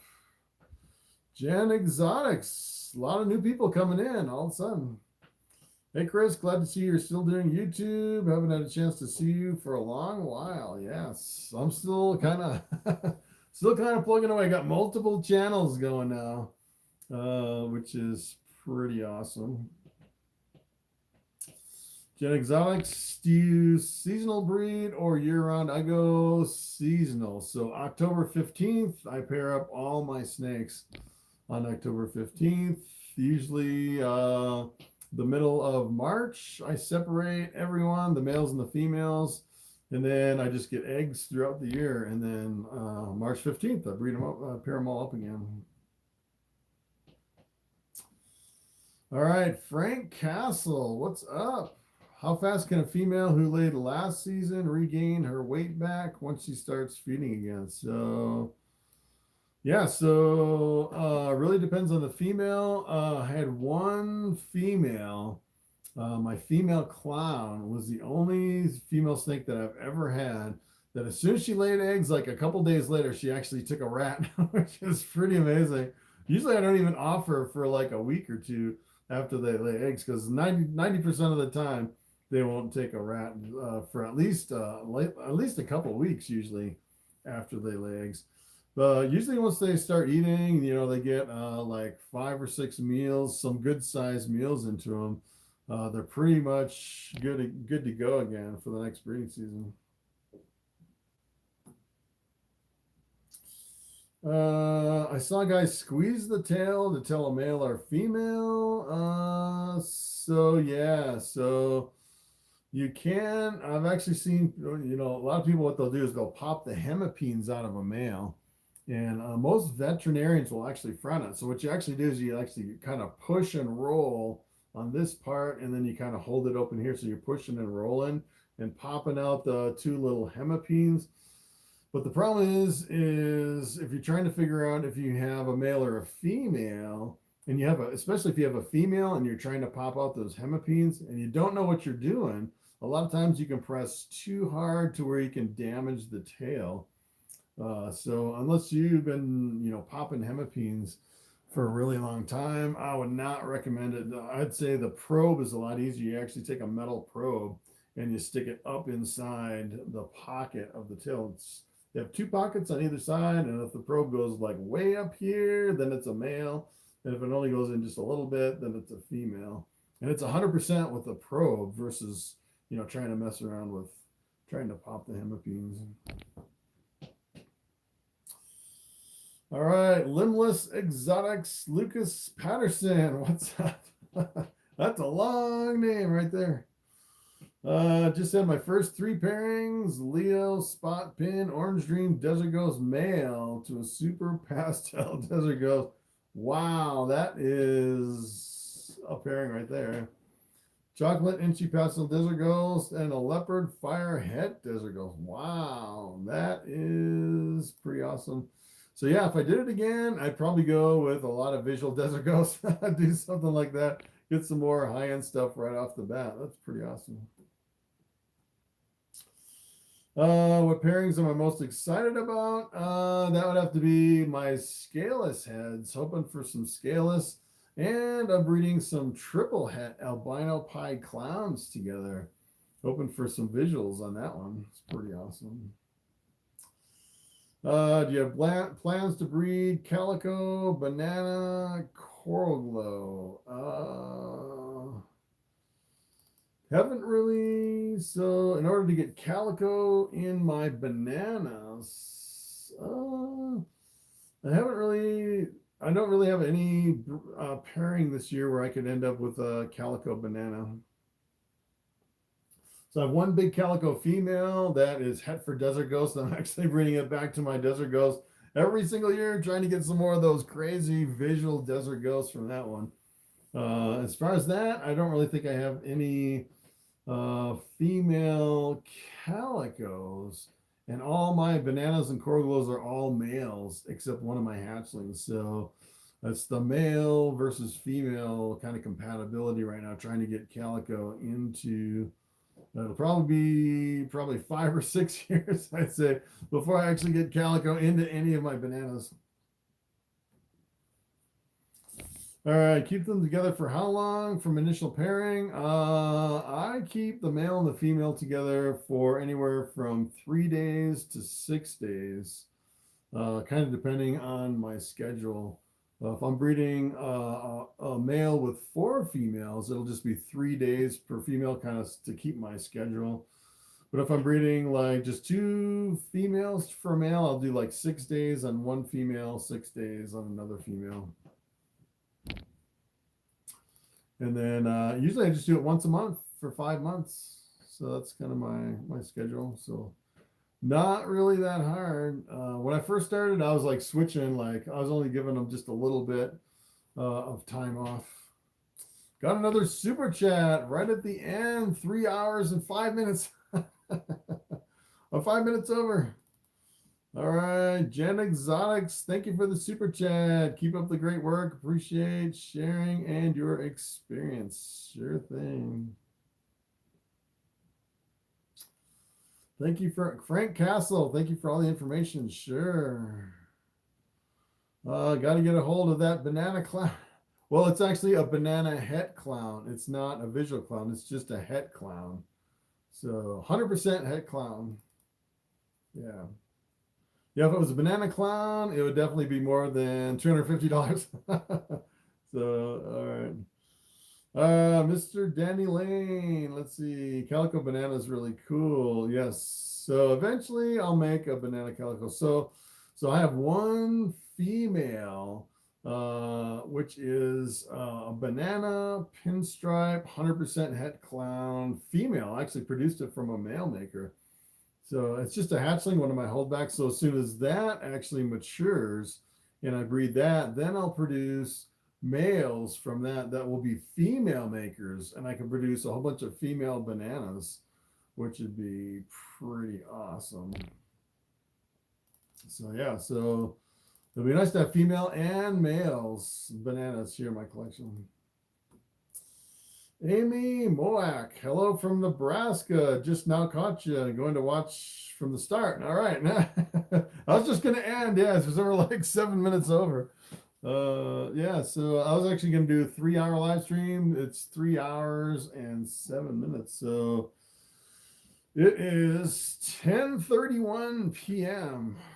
Yeah, I need to go clean some rats. Is what I was cleaning some rats yesterday. And I ran out of bedding. I actually had to run to the store to finish cleaning the rats today. So,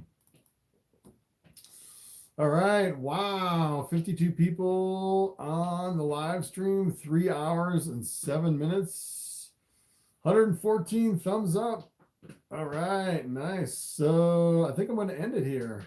And I'm going to do a video. Whenever I do a video, I used to do them every day, but now I just kind of randomly do a video over here. And my motorcycle channel, it's called My Motorcycle Obsession. Yeah, that's pretty much dead for the year because it's getting so cold now. I really can't test drive any motorcycles for videos over on that channel. So that's pretty much it. I will catch you the next live stream maybe, or if I can randomly do kind of a video. I think I'm gonna do like maybe 2 videos a week. Lately it's been a lot of live streams. That's pretty much it. All right, guys, have a good night. I'm going to sign out. Thanks for watching. Thanks for the comments. Thanks for all the super chats. And I will see you in the next video.